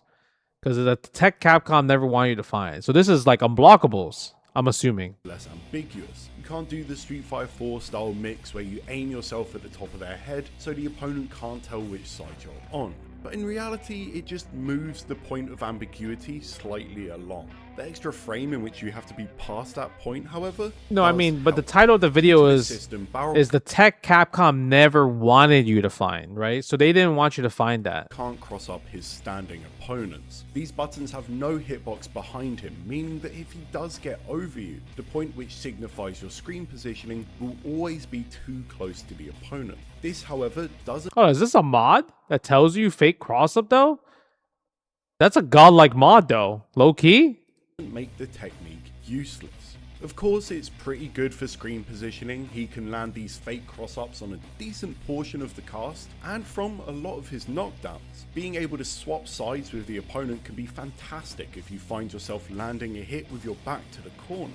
Where it really shines What's good, though, Sartorius? is in specific matchups. How you doing? Dictator in this game has pretty weak defense, that is until he has meter. His super is +4 on block and has 18 frames of invulnerability. It has some specific flaws, but as a get off me tool, it's pretty fantastic and becomes a huge consideration for Boxer trying to assert some Oki. The fake cross up limits its utility, in part due to it hitting from the same side. If a Dictator does a reversal super, it will go the wrong way. If he blocks the jump in, it's our turn. We can use the jabs to create a true string, and after he won't have any charge for super because we're landing behind him. If we're precise, tech we can push him outside of the range matchup of his own throw and keep him within ours, allowing for a free tick throw. I generally really love this whole setup. Boxer, at least in ST, doesn't need a cross-up. He's already got gross mix-ups with just his throw. But by giving him a fake cross-up, Capcom accidentally gave him a way to engage with opponents. My man, you know what it is? This is beef. This is beef. This is like, bruh, the fact that you took my name M Bison and named me Balrog, yeah, you gotta take this L in this matchup. Isn't simply just block. And that's what that is. Imagine a world where that would be useful in a modern fighter too. Now, he might not have any true cross-ups, but he does have cross-unders. Everyone's seen it, but yeah, cross under. Boxer is able to walk under his opponent. Can't have Mike Bison cross under them, resulting in a meaty that either needs to be thrown or reversaled. He's got a fake too. You can simply just walk back under the opponent and hit them with a lovely little same side sweep. It requires the same counterplay, but is honestly pretty damn hard to react to, because he can crouch, changing his push box, creating some really visually messed up stuff. Balrog was pretty cool after the throw. It's actually pretty cool. Long, he can actually get a safe jump off the throw, which is fantastic for taking away safe jump? Common counterplay against safe jump in ST? What you might not have seen, however, is what's possible in the corner. The cross under turnaround punch. Now this should not work. It is a mix of different Super Turbo oddities. If we look at Zangief when crouching, his hurtbox goes far past his pushbox. When we cross under, if we slow it down, we can see that before Geef's sprite turns around, his hurtboxes do. Poor Geef. Poor Geef. In the corner, we walk forward a Poor Geef. Release tap, and we hit Zangief's extended hurtboxes because we are not out. If timed correctly, we can land this as a meaty and touch of death. Now, similar to the other cross-under options, he can throw this. Hell, he can just stand up and then punish. But as a gimmick, the reward is pretty good, so I wouldn't call it completely useless. But if Zangief knows, you know. Crouching characters set up other amazing cross-unders too, like the reverse sweep against Sagat. A totally unnecessary but completely sick-looking piece of tech. Possible once again due to his crouching push box being further back, and also that's his crazy very specific falling speed. I actually didn't know that one, bro. To be honest, I would have got hit by this 10 out of 10, because I would have just down back. I would just down back the whole entire time. So the fact that I just learned that is actually crazy. It helps me if I ever enter an ST term in the future or fight against a Balrog. Ultimately, I'll just all stand these up. little touches of nuance are what makes Super Turbo a unique and lasting game. They all offer interactions you won't find anywhere else, and exploring them even decades later is a joy. It's that tiny bit of spice. This out of game the is fair? that Is it? inspires you to Then you got play Vega. mode again and This game again. would be fair if Vega wasn't in this This game. was meant to be the point in which this video ended. But in the process of asking Brian F if it was okay for me to use the clip of him in the intro, he informed me that there was new tech with Balrog in Street Fighter 4. Cross-up tech. This is Evo Japan's 2025 Street Fighter 4 winner, Ushi Oni, a Balrog main who is still to this day innovating. This tech is not easy, it is very tight and very specific. He posted a couple of examples on Twitter. The one that caught my eye is the one versus Dictator, because it's weird. Weird in a way that's actually pretty similar I've to not the seen. Oh, this shit is SNK 2025, bro. I didn't see that. cross under. Was it jump Now, jab? Before we get into it, I don't speak any Japanese, so my conclusions around how this works are my own. They're informed by the videos he posted and sometime in the lab, but that does mean I could be wrong. I don't think I am, but take my findings. Oh, got him. If you were to right now go into training mode in Street Fighter 4, pick Balrog versus Dictator, and try to land a cross-up, you won't be able to do it. This is because the button used, jump roundhouse, hits way in front of Balrog, and Dictator's hurtbox is actually pretty thin. That is until he blocks. When he goes into guard, you can see that his hurtbox interesting. actually expands behind Yeah, him. yeah, that's cool. This is what allows for a cross-up, because it is essentially moving back into the jump roundhouse. After sweeping him from this particular distance, you can dash forward and jump roundhouse. If the Dictator is holding back, you'll cross him up. However, if he just stands there, the Balrog will whiff and can be punished. Street Fighter 4 is so weird, bro. Street Fighter 4 is so freaking weird. Now, Ushioni shows some setups from practical situations, but it is so range specific. A hair further away and it hits the same side. Too close and it whiffs entirely. It's about as ambiguous as it gets, but not for the faint of heart. So Capcom may have never given Balrog a cross-up, but that still hasn't stopped us from finding them. I'm not gonna lie, that was a sick ass Balrog shit. In my opinion, The hardest thing to learn in fighting games. one of the failings of the fighting game scene is this overblown notion of difficulty we've allowed to dominate discourse around our genre. Ultimately, difficulty is always relative to who you're fighting against. If you and your opponent are scrubs, who cares about some 7-layer deep fuzzy setup you saw? Oh yeah, on Twitter? I'm trying to It's not catch up, for you Raz. Yet.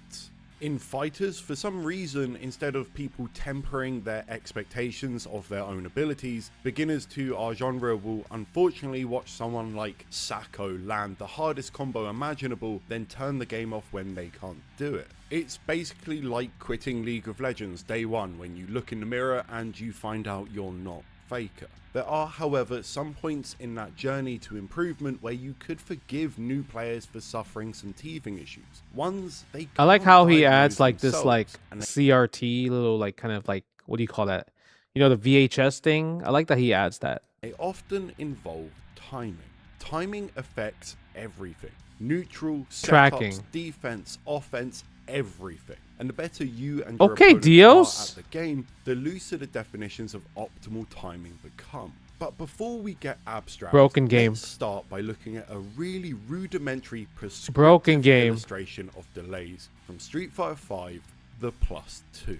It's a common situation. To achieve it, you need to hit someone with an attack that leaves you at +2, on huh? hit or block and point blank. +2, Here we're achieving that baby. state with Sakura's heavy Tatsumaki. Her throw comes out in 5 frames. Frame as does her data. standing Magic strong. As both of numbers. these attacks only leave a 3-frame gap, they will beat any normal attack the opponent presses. So, it's a 50-50, right? Block or tech?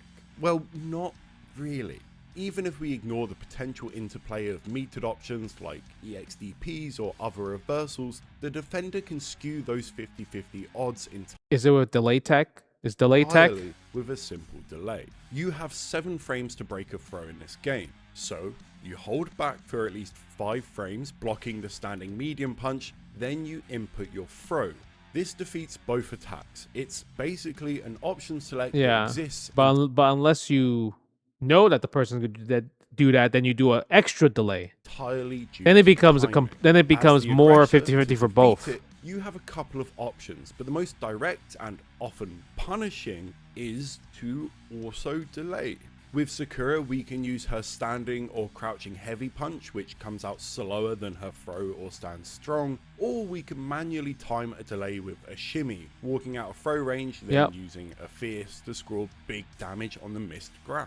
Simply what you're trying to do is catch the startup of the delayed throw. Bro, this is to random, but I'm definitely very excited for Sakura to come back in 6. I feel like Sakura in Street Fighter 6 would be so this sick. Sounds daunting, but interesting defense ultimately breeds interesting offense. And once you get past that initial hurdle, you'll grow to appreciate it as the decision tree grows in your mind. Now, this rudimentary No, that was actually toxic. He didn't have to do jump back light kick for instant overhead though. As the decision tree grows in your mind. He didn't have to do that.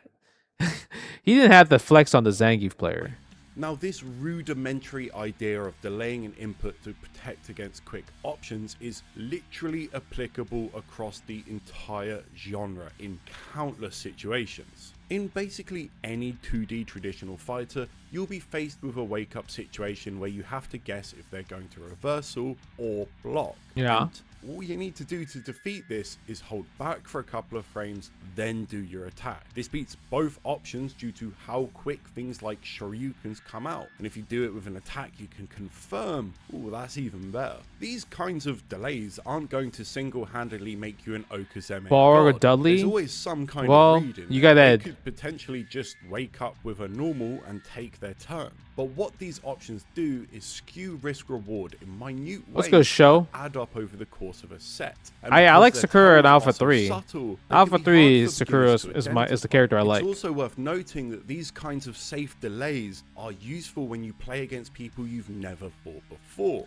If I'm in the start of a pool at a tournament, Ooh, these are the Poison. exact Poison was strategies so I want fun to in employ 5. to gauge what my opponent does. She's What a makes them sick-ass freak out character in and 5. How do they freak out?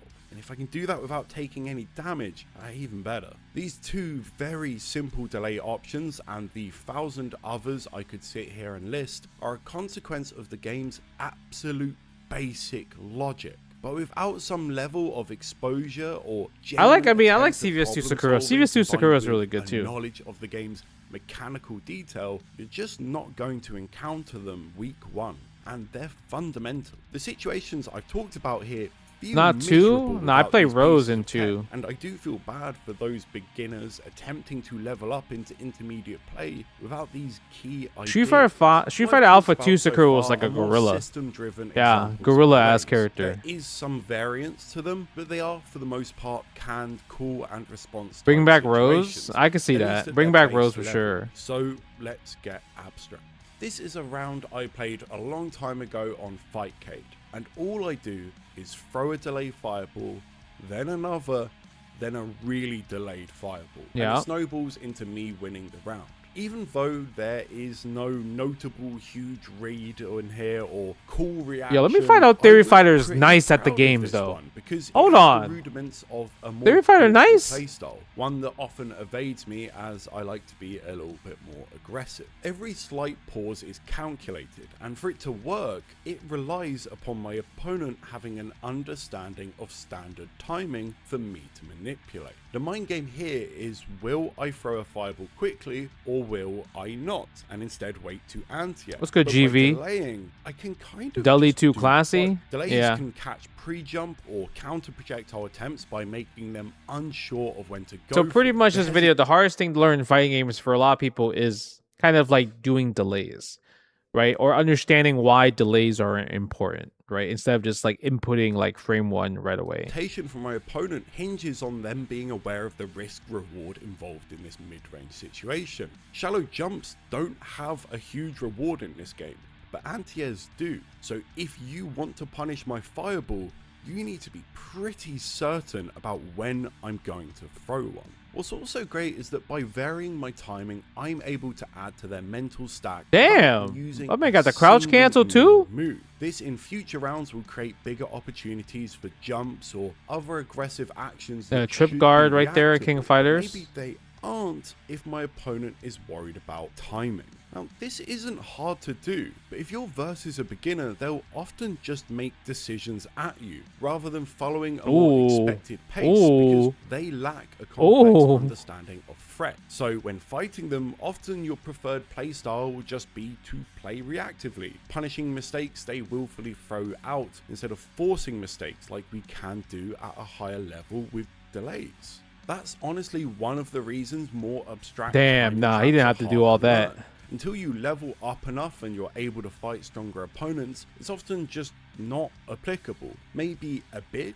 The situational ones I showed you earlier definitely are. It's not fully, which can make you feel a little bit underprepared as you enter an intermediate skill level. I mean, God, it's hard enough to just remember all of these characters' moves, let alone when they're gonna use them. In Third Strike, delays are an absolute core to every interaction. Parries are a constant threat with a huge amount of reward to them. When you're on offense, you're always trying to. You definitely got delay. Now, you can just throw an opponent for trying to parry, or you can instead make them guess between forward or low parry using select options. But parries have a small lockout window after each attempt, so instead just delay the same button and play a totally different guessing game. Make things complex by adding a new dynamic of timing for your opponent. That makes sense. In fighters, 50-50s are rarely 50-50s. Maybe you don't get a punish for your timing, but you will be safer, and sometimes that is all you need to win. I've spoken before about my general distaste over the phrase rock, paper, scissors. I do admit that it's useful language, but it just doesn't tell the full picture. It's easy to look at your tools in a game and go, well, X beats Y. You've been in training mode, you've seen it. That makes sense. I can see why he doesn't like the term rock, paper, scissors. Delay changes every interaction drastically. So you know what's crazy? Like if you fight against Hugo with Yang, you're supposed to pick Sai Senbu because Hugo has there's a lot of unblockable setups with Yang with using SA3. A Toad as a player. Only on Hugo though. You to play only on Hugo. Timing. It is honestly one of the most distinct difference makers in your journey to improvement. I guarantee you, those rounds where you feel like nothing works, all the decisions you make are wrong, are just a question of timing. And once you start looking for that, the sky is the limit. That's a pretty good video. I'm gonna try to remember that for commentary. I think that was pretty awesome. I would argue that the weird states of Third Strike.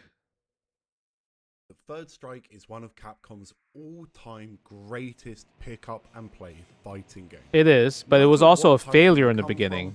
Once you get your hands on 3S, you just kind of get it. The pace is fast, but not alien. Your opponent's buttons are typically whiff punishable, making neutral feel great. And sure, things like parry are daunting, but they still make sense. And due to the huge success window on it, it doesn't take too long to incorporate them into a vague. I actually don't know when Tominaga was playing started playing Third Strike. From being weird, and I mean weird, not imbalanced. We all know what the tier list looks like in this game, and you don't need another video telling you that Chun is good. Yeah, that's facts. Is me banging on for 10 minutes about some peculiar states and interactions unique to Third Strike. Behold! Yo, Shane. Shane with the $10. If you get a chance, watch my Shadaloo Empire KOF tribute. You gotta put the link in there, Shane. Start to make the idea of picking up the game intimidating. Turn off the video and go play it, because 90% of the things I'm appreciate the about 10, today man. will not impact you until you're hundreds of hours in. I promise you. Let's start simple and talk about dashes. They work the same as any other Street Fighter game. You tap forward twice and then you're locked into an animation of you moving in for a fistful of frames. Okay. There's certainly some fun hurtbox interactions with them, but nothing groundbreaking if you've been around the block. What is interesting is how they interact with sweep. Now, typically, if you hit someone with a sweep, they get knocked down backwards. However, if the opponent is dashing at you, there is a window where they will actually fall forward. Yeah. Because you're crouching to sweep and they are in the air, if they're close enough to you, they will go over you. Yeah, I like that interaction. It's not necessarily applied evenly. I think if you quick rise, it'll be weird. Aren't traditional sweeps, but instead normals that give knockdowns, and they have the same effect. Two examples are Q's back roundhouse or Makoto's forward roundhouse.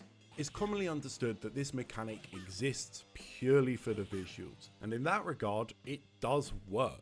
The clashing momentum feels amazing. It does, however, also have some impacts on the meta. Let's say I'm playing Yang and I'm cornered versus an Alex. If he does a string that pushes him pretty far away from me, it's not uncommon for him to make a hard read and dash back into my face to try and set up a grab strike mix-up. Okay. If I sweep him, however, he's now cornered, which is obviously an insane reward for me. But with anything in third strike, the stronger something is, the more likely your opponent will try and parry it. So there is risk involved for everything. Parry that shit. Unless, let's say, the impact on the meta is okay. If I'm playing Ken and I sweep you mid-screen at max range, you don't get if you okay. tech, I don't get good mix. Yeah, you don't get good You're mix. simply too far away. Corner is I good. don't have time to dash twice. But if I trip you, the forward knockdown means you're close enough that I only need to dash once and I can meet. Okay, yeah, but you're not going to like reaction sweep a dash. Like, you know what I mean? You don't see that often. With dashes, specifically Young's. If you sweep him on a specific frame during the dash's recovery, he'll come out. Oh, he hit recovers, stun and right? Just stand up. It's not something that comes up in game, like ever, but if you were ready for it in the right matchups, you can actually get yourself a nice punish. The punish! Speaking of knockdowns, they themselves are pretty weird in this game. Now, you've got the classic things found in older games like variable knockdown timing, where characters take a different amount of frames to stand up, meaning you need to tailor your setups to each matchup. But where it gets strange, yeah, is Hugo. with this frame. I know If you don't Hugo's know, weird with it's that. pretty common in traditional. When I try to throw Hugo on wake up, like my timing is off when I throw Hugo on wake up. Fighters to have a frame where you are standing on wake up, and this is for the sake of a smoother animation. Now, you can block low, but both your character and hitboxes will be as if they are stood up, even if you're holding down back. This frame actually has a couple of implications on real matches. You can meaty with moves that typically only work on standing characters. Yeah, say Makoto's they have that in a lot of standing games now, right? And you can even score mix-ups like Ken's instant overhead or Akuma's cross-up grounded Tatsu, which would typically whiff on most crouchers. This, however, is What's an good, avoidable Delagriz? I'm step. chilling, man. Hope If you're doing instead good. of just holding down back, you reversal with a crouching normal, you'll skip that standing frame. Yep. So here against Ryu, he's doing a meaty Tatsu setup. Tatsu being a move that completely whiffs on crouching. If I just hold down back, he hits me. But if I wake up... Your wife just presses crouching X and down, square over and over again Tatsu and beats me all the misses time, and I know all the punish. specials, but I can The play against problem other people no being problem. that this Then is just block. really If she hard presses to X do. and You square can't take advantage of over and any over, reversal you just buffer block. window. That's Eventually, not using a special. you'll be away from Making it danger and then you win basically frame perfect. by performing special In moves, the right? situation, it can still be worth going for. Hilariously, Chun can actually wake up crouching without any of this effort. Just hold down back. Let's go, and baby. she Chun-Li, avoids baby. the standing frame entirely with no risk. Lucky her. Third strike also includes a tech roll from soft knockdowns. What the game doesn't have is a push box on a portion of the animation for some of the characters. Here with Ken, after his light DP combo, I hold forward on a Dudley teching, and you can see that I start to walk inside of him. And if I dash, well, Yep. I go through him. Even though I'd say this is most likely an oversight, as it creates some pretty gross mix-up. I like those potential, mix-ups. and some characters don't have the disappearing push box. I still think it's sick. You don't That's sick. want a game where teching That shit is the sick. correct thing to do. You need a negative to make it an actual decision, not just a reaction check. The recovery on your own moves can get weird too. This is Ken's SA3, and you can see that on the last hit, I have 74 frames of advantage. However, if I hold down, it takes 3 frames off my recovery, giving it a total of 77 frames of advantage. It isn't the only move with this feature. Yun's up kicks go from 58 to 60 by just holding down. Some characters have this, but instead of reducing their recovery, it actually adds to it. Ibuki's forward roundhouse is a pretty amazing neutral tool due to its range and the fact it hops loads. Yeah, it is especially that's a good great versus move. Tall characters like Urien who can't duck it. Not against Chun-Li though. Zero means she can abuse her quick buttons and fast movement for basically non-stop pressure even if it doesn't hit. However, if she holds down or down back after the attack startup, it adds an extra frame of recovery. Yeah. Making it -1. Because it Meaning if takes you're spacing it frames she'll to lose a crouch. ton. The oddities found in recovery don't stop there. Reversals get strange too. Normally in a fighting game, if I DP, the developer chooses if I recover crouching or standing. But in Third Strike, you can often just pick for yourself. Here I'm doing Ken's Fear Shoryuken and Ryu is punishing me landing. In the first clip I'm holding back and you can see I'm hit standing, but if I hold down back he'll punish me crouching. Yeah, now, it's a late. Would you ever actually want to recover crouching? So if you so if you Probably block certain supers crouching and then you try to punish standing, there's a chance that you'll miss. They'll block in time. In this game, when you are hit crouching, the opponent receives a damage bonus of 1.25x. And on top of that, some moves get added frame advantage, making some combos which are typically impossible, not only practical, but very Oh, more damaging. stun, yeah. Fortunately for us though, this is Third Strike, a game defined by its matchups, so there are actually some instances where it's useful. Ryu without meter mid-screen typically wants to punish his opponent with a close fierce into roundhouse tatsu. This gives him optimal damage and a ton The of setup for corner carry Denjin. advantage. He can use his heavy DP instead, which gives him the same damage, but you lose the corner carry. If the opponent is crouching, you cannot tatsu. Yeah. So instead, you want to do a close fierce into roundhouse donkey kick for that same carry. This is a combo that doesn't work on standing. So, simply put, if Ryu blocks a DP, he can either guess how the opponent will choose to recover, or he can instead opt for the fierce Shoryuken punish, losing the corner He carry said that's getting for the patched sake out of modern damage. error. Or he can go for medium donkey kick, sacrifice the damage for the sake of carry. It basically creates a Garden nuanced Fist or situation Twist? What is that rather than game just cat like? what's normal, which is you hit your optimal punish every time. Unlike other Street Fighters, Remy play. There's a good amount of Remy players. There's a Dagger G is pretty good. What Apple Shampoo? This comes up a lot if you're playing Also a Atlas. good Remy His fierce player. and strong chop put the opponent into back turn, which is amazing for him. It's basically an exaggerated hit stun state, similar to Crush Counter, where the game allows you to command grab the opponent, unlike typical hit stun where it would whiff. Alex also has unique attack animations which only happen versus a back-turned opponent, but we will come back to that. Yeah, Suplex There City. are a couple of other examples of moves that cause back turn. Yeah, and back give turn. specific Akuma stand heavy combos. kick. Combo the Raging Demon. Akuma's far roundhouse combos into his Raging Demon. Oro can crouch fierce into his Kishin Riki command grab. And Necro can combo his fierce tornado hook into his Slam Slam dance command grab. What's interesting is moves aren't the only thing that applies this state. You can somewhat intuitively achieve it by positioning. However, it's far less useful for most characters except Alex. He has 3 attacks that have different animations and effects against back-turned opponents. His Power Bomb, his Hyper Bomb Super, Yeah, back heavy punch.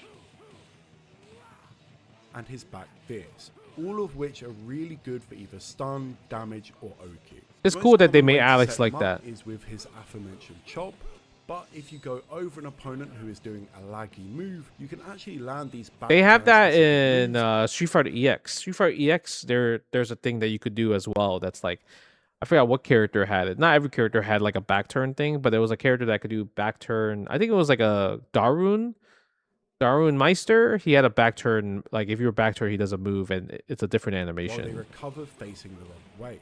You could also do it if they're in a stun state. Simply jump over and land those big hits. Now, let's finish strong with air technique. There are 3 characters in this game that can air throw you. Chun-Li, Yep. Oro Ibuki, and Oro. This is obviously a pretty powerful tool. Yeah, air throws are broken. Parry. However, but you could tech it. Character can air tech. Yeah, it's random. You have to know I'm gonna throw you. On the floor in a neutral state. But this does not apply to Makoto. She can air tech, then press a button and actually punish you because you are locked out. I have never seen this interaction. I did not know she could do that. What? I didn't know you could do that. Okay. Shit. Uh-oh. And you guys know what character I hate the most. Makoto. I hate fighting Makoto. Oh my god. I didn't know you could do that. Imagine you fight a Makoto and they hard read your air throw for the win and they tech and then punish you with jumping heavy kick. Oh my god. I will be salty. Doing anything. It is guaranteed. Luckily for us, she is considered to be in a back jump. Oh, hell yeah. Let's go, baby. Never mind. That shit don't affect me. Never mind. It don't affect me. Let's go, Chun-Li. Hell yeah. Chun-Li privilege, baby. Let's run that shit back. She is considered. Oh! Let's go. No wonder I don't see that shit. No wonder I don't see that shit. That shit don't work. All right. Never mind. State, we good, baby. She doesn't have access to her axe kick, which thank God, because if she did, she'd get a whole combo for taking your bro. Privilege I'd like to give versus a huge thanks to more Alia, privilege. Loa, Raphael, and Brendan. Hell yeah. Let's go, baby. That's what I'm talking about. Hell yeah. Anything at this point? Have I? What was that? Was I watching this? Negativity, content, disconnect, and fighting games. Unusual video for me because it's not about mechanics, systems, and nuance. It's about vibes. Something I have very little experience in. So bear with me because this is very much. Ew, who played this Rufus ass outfit? I try to release a video every month. That's my general goal. But as a guy in his mid-30s, ultimately life has a way of making sure that sometimes it just doesn't happen. But this time it was for a good reason. I started competing in a modern fighting game for probably the first time since Revelator dropped, and it turns out that's pretty time consuming. To the shock of probably everyone, I would say it is pretty time consuming. The game that's completely captured me is 2X KO. Okay. It is good, I think. The way it's good, I think. Fighting games is I come back from the gym around 7 AM, I play until work starts, either labbing or just fighting randoms to find situations to lab at a later date. Then maybe if I'm lucky, I'll be able to play a couple of first attempts with my mates on my lunch break. The other thing to note about how I engage with fighters is I don't really go online and read or watch anything related to a new game that I'm playing. Finding new tech or what is good is fun to me, and having other people do it for me feels kind of like spoilers. Is it an optimal thing to do? Absolutely not, but I've been having a brilliant time in my own little world of discovery and touches of death. And that enjoyment is more important than any other optimization I'd learned from Twitter. I can't really praise the devs enough. The game is fast and free-form with a ton of depth that really makes me feel like my time investment is worthwhile. So over the month since the my man Theory Fighter gamer tag is not one of these John Bong Jovi, or Fen or Fenny X. Is this like a high joke? John Bong Jovi? And played in offline tournaments whenever accessible to me. However, over the Christmas period, I couldn't really play, which is a huge bummer, but whenever I can't play, that's when I start consuming content. Watching VODs, searching Discord, finding hashtags on Twitter, all in an effort to keep me thinking about the game and give myself fuel for team mode when I get back to the sticks. However, the main thing I took away from this short stint on the socials wasn't the RSI inducing combos from SKD, it was the fact that apparently everything is terrible. Game is dead, patch is awful, balance is bad, and Damn. I think Apology Man might have shot a guy. Turns out, according to the internet, everyone is unhappy except me. So here's a question I have to ask myself. Am I a raging moron? And the answer is, Christ, maybe yeah. There's this weird thing in all forms of media critique where... Why are you tired? So, feels because before objective this video, we were and watching mad retro feels shit more, man. subjective. Problem is that this is actually kind of true. It is so much easier to point out what's bad about something than what's good. Yeah, that's Because true. Ultimately, what I enjoy Negativity is on taste. social media Don't right get me now wrong, for reviews everything are is a like thing, and the there most is popular language shit in the and world for some understanding reason. that lets us define something as good, but it's hard. Like, really hard to be objective about it. I could list all the reasons I think motion inputs are a good addition to fighting games in terms of depth, but can I truly divorce that rationale from the fact that I just like hitting a DP on an arcade stick? Dudes Probably argue, just not. argue, Korean Jesus. On the Yep. other side, any average player can point to some bad balance in a game or some messed up interaction and call it garbage. Ultimately, it doesn't require much nuance to find yourself getting validated by some guy who just got bopped by Ari.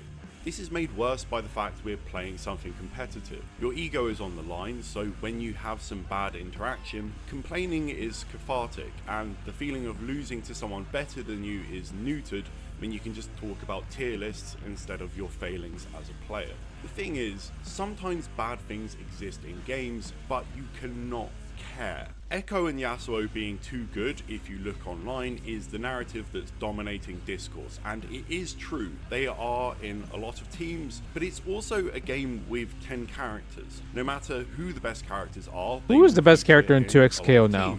Is it still Ari? Of modern competition. Plus, to be honest, who else do you want to be top tier? We had a short stint of Teemo being the best, and it was... How you liking Don't get me 2XKO? wrong, I'm not trying to hug box this game. I don't play this or game. Any game. There's some dumb stuff in here that needs to be addressed, but God, some of you man are dramatic.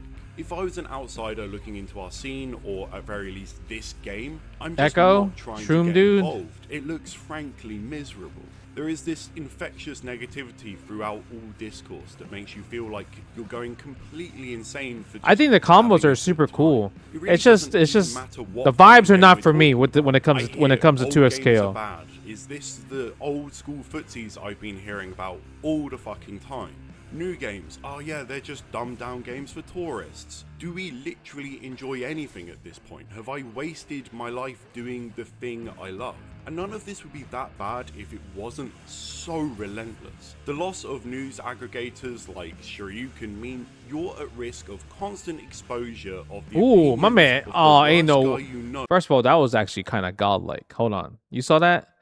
That was actually godlike. Okay, my man, Theory Fighter, kind of nasty at some video games, cause oh, he hit the overhead on the reset. Who is literally being paid to piss you off. And before you say it, I understand that this is a world problem. This is not an FTC, Ooh. but I expect more. Oh, he from my killed? peers, especially Oh, he ones locked in. participating in this amazing hobby more than I do other people. And maybe that's a mistake, but it is the truth. Negativity has contaminated the world so much that it's hard to actually experience joy without the overwhelming feeling that you're not clever enough to see how bad it is. Critique should be a good thing, and it often is. My Games man go locked from in, huh? absolute garbage to beloved entries to franchises with patches. It has its place. The response to games actually needs to be relative to its problems. A good game with some overtuned characters and some jank is not a death sentence. It's just an I like Last Blade. course. I'm a fan of We Last kind Blade. have to treat it like so. It all just bums me out, honestly, because I go to my locals, I play games with friends, and man, I just love it so much. And I'm not some let people enjoy things guy. Some things are bad, People have bad taste, and part of being an adult is to discuss those things without it devolving into shit throwing. However, if literally all you do is talk about how terrible everything is, for one, you probably just don't really understand what makes a fighting game good, and for two, you're just kind of spoiling the vibe. Do you know what I did when I stopped enjoying any of the current trendy fighters? I learned Third Strike and Virtua Fighter, which made me love fighting games all over again. I just think if you're not trying to fun max playing games, you're probably just doing it wrong. It's a hobby, one that's meant to bring you joy. When people tell you to go to locals, it's not just because you get to compete offline and improve as a player, it's because you would get the privilege of I think the being meta is playing surrounded old by fighting people games. who love the same That's the thing meta. as you, and that is infectious. That is what will make you stoked to load up your favorite game the next day. So yeah, next time someone shows you a Steam chart or tells you what you're doing is stupid and a waste of effort, realize they don't care and they're not worth your time, especially when you could be at a house session or on Discord with people who actually want to play fighters, not just complain about King of Fighters fun 98? No. engagement. I And if was you thinking about think wanting to there's play one Art of place you've Fighting never seen, for the World realize Tour. that it is big. The It PS2 spans the Recomp? world. No. No matter I don't even know what that one what is. you like, you will find a group of people having How Capcom tried to balance neutral. Ooh.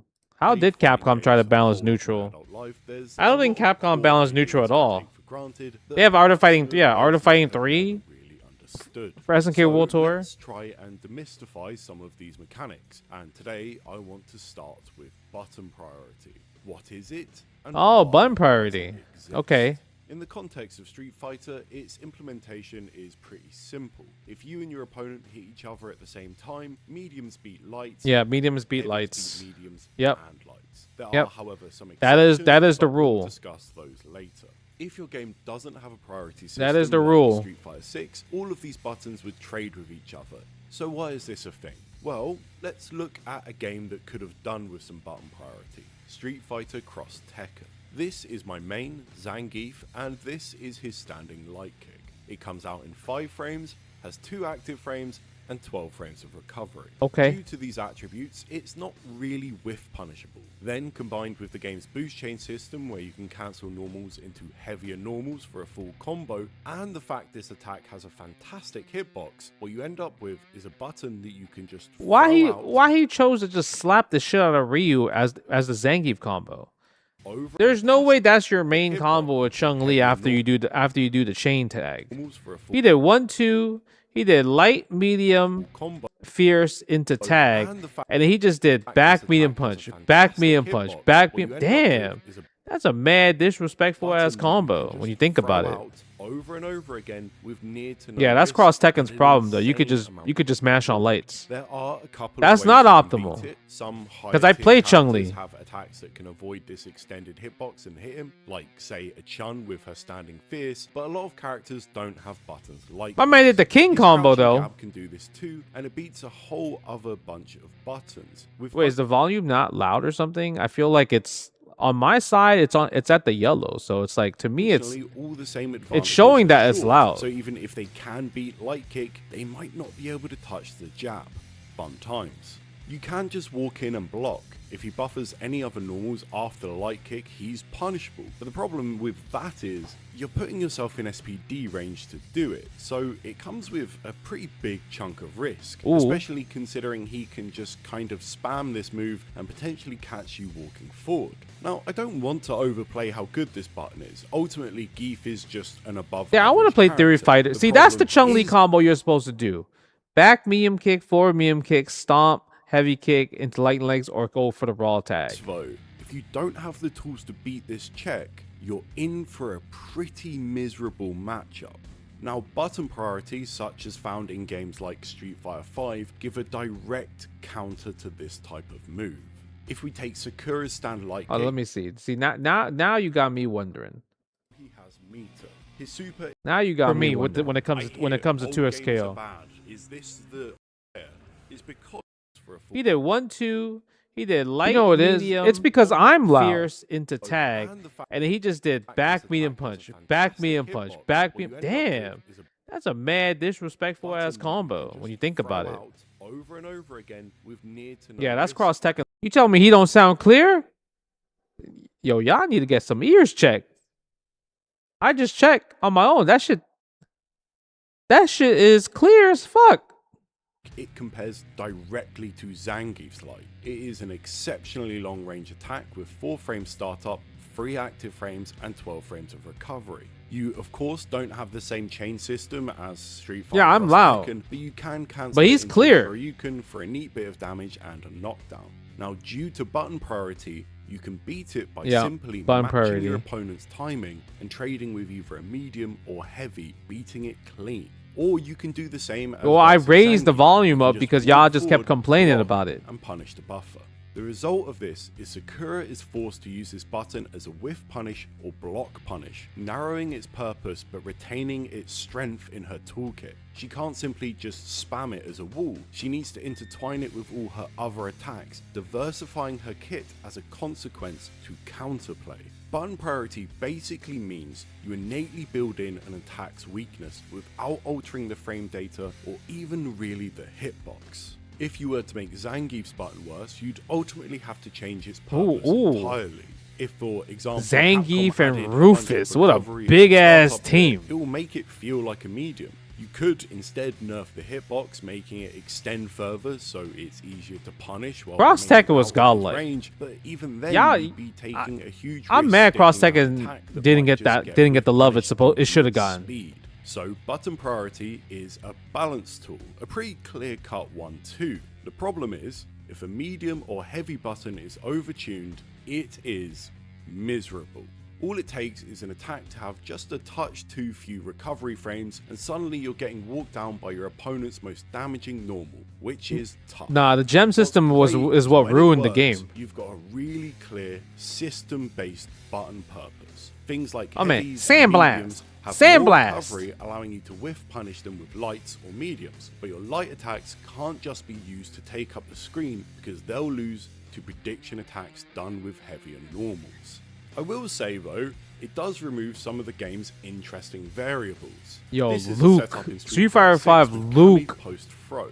I drive rush in, I press fierce. It hits meaty, allowing for a combo if they do anything aggressive, as it gives me 6 frames of advantage. Okay. It does, however, lose to wake up parry. Yeah. Now, if I change that stand fierce into a crouching one, which is slower, wake up parry doesn't give a punish. Plus, if they mash jab, which is the only button that could come out, I'll trade with them, giving me a huge Trade 15 combo. frames of advantage, allowing for a micro walk back roundhouse combo. If Hold this on, game you could do that? Okay. I learned something new. Walk forward, back heavy kick. Got it. had button priority, Didn't know that. I just win trades cleanly, making for a less interesting situation. Cleaner certainly, but less nuanced. The same can happen in neutral. If you and your opponent trade Oh, Life's into been each treating me other, good, you coachy. need to Yeah. instantly gauge the situation to try and convert, or at least figure out if it's your turn. It's an interesting knowledge check that rewards high levels of awareness and knowing what buttons your opponent leans towards in neutral.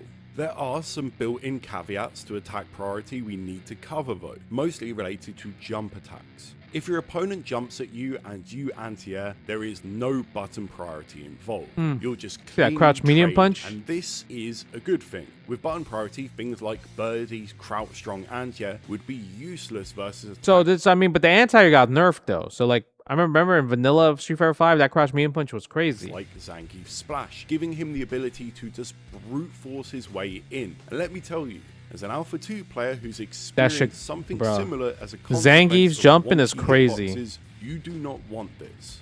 The same goes for air-to-airs. No priority here, meaning you'll just get a trade. And most of the frame advantage Zangief in- found is in the height in of your Alpha character. 2, Alpha 3, Throws anti also like jump-ins were just out-prioritize insane. normals, making frame traps a touch more flexible. So, for example, if I make you block a Ryu stand strong, I'm at +2. And if I throw, which takes 5 frames, even if you mash a 3-frame jab, throw will win out clean. Yeah, I throw will beat say strikes. Button priority at times can make neutral feel a little over-designed. You lose some of the ambiguity and creativity that generic hitbox and hurtbox interactions provide. It's comparable to how Guilty Gear's anti-airs work compared to Blaze Blue's. In Guilty Gear, your anti-air attacks, like 6p, simply have no hurtbox on the upper half. 6p, baby. Making them also useful versus cheap ass, grounded cheap normals, and as a consequence, Why- occasionally vulnerable. Why did they make 6p? The purpose of 6p was to be an anti-air, but they made that shit in Strive like, oh shit, you can't win neutral, just press 6p. That's literally what it turned into. That hit low to the ground. Just press Whereas 6p. in Blue, your If you're not winning in 6A neutral. will often just That have shit was a anti-air head before. invincibility, meaning it just straight up always beats anti-air attacks, but won't work on grounded attacks. Yeah, that's how it's supposed to be. Functioning as another balance tool in the arsenal of developers to make a game more fair is a pretty reasonable trade-off for some extra variables to play around with. Ultimately, it's just a matter of preference. Damn, it'd be like that, huh?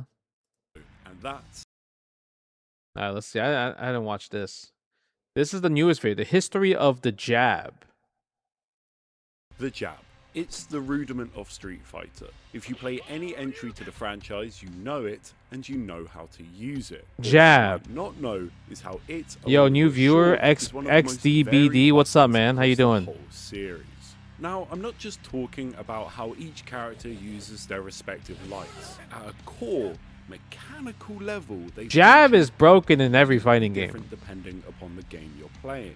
It is the one attack that Capcom can't quite set in stone. So let's break it down and take a look at the history of the light. Of course, we have to start with CPS 1 Street Fighter, so that means I'll be grouping World Warrior with Hyper Fighting and Champion Edition. In these games, you can cancel your light attacks into other lights on the same button. So, for example, Yeah. Ken can crouch jab into Low jab, a stand standing jab. and vice versa, or he can instead just cancel crouch jab Crouch into jab, crouch another jab. crouch jab. And this is called a rapid cancel. The latest video Now, this I cancel had a needs to be crazy done thumbnail. on or after the first active I posted which the isn't the case in more modern a fighters. It's a also talking worth video of noting that CVS 3. rapid-fire lights are not a universal Possible thing. CVS 3, Characters SVC like 2, it was a Blanca tier and list. Honda don't have them no matter how much you mash. Some lights when pressed at a single time can be special cancelled. Yeah, multiple lights Rapid fire cannot. cancel, the second light will lose this property. That is, unless you change your state. With Ryu, if I press crouch short, then And crouch crouch short fierce again. No matter when I time it, I cannot Hadouken. You gotta do But if crouch I short, instead crouch do a fierce same standing time. Short, then a crouching short, I can cancel. Oh, I guess And you this could do works that, the but other I way do round crouch too. short These cancels are and then press taken short and even fierce at the further same by a time. glitch CPS known 2. as the CPS1 chain. If I press crouching light kick with Ryu, then at the time I would typically rapid cancel it into another light. Press light kick and any punch, it Yeah, will CPS carry 1. cancel the short into whatever punch I press, and that attack retains the ability to special cancel due to us swapping stances, giving us the ability to do things like short, standing fierce, fireball. Yep. It provides a completely unintentional and unreal amount of flexibility for pressure. That was a and it Street Fighter also 2 adds a special bunch of right touch there. deaths when you Eh. set them up. It's one of those glitches that adds an insane amount of depth and jank to these games. It's so much fun to play with. Another piece of tech that gives us CPS a bunch chain of combos flex are so is fun. jump They look cool. cancelling. They look If we good do a too. normal light string, say crouch short, stand short with Ryu, and we hold up for that second short, we will jump cancel it. Oh, which what? Versus tall characters like Sagat can provide us with full Wait, what? combo I didn't. jump I was always wondered which how do you Ryu, do that if we combo? Hold up for that second short, we will jump. So you do up, forward, short, and roundhouse at the same time, not just up, forward, roundhouse. So crouch short into up, forward, short, and roundhouse. Oh. Which versus tall characters like Sagat can provide us Oh, that's so cool. full combos. I didn't know especially in that. Hyper fighting where air tattoos travel horizontally. This is actually tech that, That was survived sick. the transition into CPS2, but is slightly less useful outside of That's what he did. Oh shit. I got hit by this combo. Low key? That's what that was. I was like, how do you get that? Now I know. It was a CPS 1. a few very specific examples. You know what it is? which I'm talking are about for like, the so most this was in like in 2000 and in 2004 or 3 or 4, one of those years, I got top 8 in ST, and I had to fight Kuni. He's a Zangief legend. Before we knew him as a Zangief legend, he was the the Japanese translator. My man made top 8. He was a translator for Japan. And he definitely cooked my shit. He did splash, jab, jab, jab, jump, roundhouse, and that shit, woo, that hit stunned me. He said, woo, woo. And I was wondering, like, damn, that's a sick ass combo. Now I know how he did it. Yeah, now I know how he did that shit. Some characters could link out of their jabs, and the newer characters like Fei Long, DJ, and Cammy saw a lot of use out of this. Yeah, They, for it brought me example, closure. link something Yeah, like exactly, jab closure. into jab instead of rapid cancel. Oh, so these are chain. No, links. Rapid cancel restrictions and land a full conversion. This is something we'll be talking a lot more about when Street Fighter 4 rolls around. Now, this last piece of tech is found in both CPS 1 and 2, but its most iconic uses come in Super Turbo, and that's the render cancel. Basically, you are using this is the render cancel, where you go from a crouching normal to a standing normal to avoid the rapid cancel lockout. Okay. However, instead of cancelling that standing hit, we are Kara cancelling its startup, and this glitch births the now iconic Tap Tap Super. Tap If we're Tap playing Super. Ken, we can hit crouch short twice, input 2 quarter circles forward, then plink light kick into punch while holding forward. It will result in us cancelling the standing light kick. You know what's crazy into about a this Ken super, combo? Giving us a I full could have sworn you could just do short super for Ken, or unless I'm just like, maybe like I fat fingered into the render cancel, but I felt like short super with Ken, you could do it without doing the render cancel. I don't know. I could have sworn the first time I did, I hit it. The first time I remember I did this shit, I hit it. Maybe I accidentally fat fingered it. confirmable combo. And that's it for Street Fighter 2. So let's move forward to 1995, which brought about the beginning Bro, of this Street Fighter Alpha. I'm not gonna lie, that intro alpha was ridiculous though. Right? Tell me that fighting. Tell me when you first saw when I don't know how old you guys are, but for the people that lived the time where Street Fighter Alpha first came out and they had that intro and you watched that intro, that shit was fucking fire. The series. And Freaking fire. Capcom really opened up the pit when it came to lights and combos in general. Lights lost a lot of the anachronisms found in Street Fighter 2. You can rapid cancel light kicks. Yeah, you got into chains. punches. You My man won't had just they had the dog star one combos. button for said rapid cancels. Shockingly, this is actually the only change that never gets reverted in the whole Street Fighter history. Plus, rapid cancels were no longer limited by arbitrary restrictions. You could special cancel out of them at any time without a glitch or links. Yeah. On top of that, it became way more common that characters had enough. I want to frame say they advantage. changed that when Street Fighter 4 came. Street Fighter 4, you had to go back from chains to links. But all the alpha games, light specials, all the Street Fighter 3 games, light specials, but light special wasn't good in Third Strike or in Street Fighter 3 that much. That it was possible to link out of them into heavier buttons. Alpha 1, however, also contained a mechanic we'd never see again in a mainline Street Fighter game. Chain the combos. System. Yeah, this chain system. basically allows you to cancel. I mean, from cross light Tekken, I buttons guess. To heavier ones similar to what we see in, say, Darkstalkers and Street Fighter Cross Tekken. The strength of this system made a lot of the more minute changes to lights. Yo, less you can't noticeable you can't because cancel chain combos in Darkstalker series into special supers, but you can. That is true. That is a good point, Shinotama.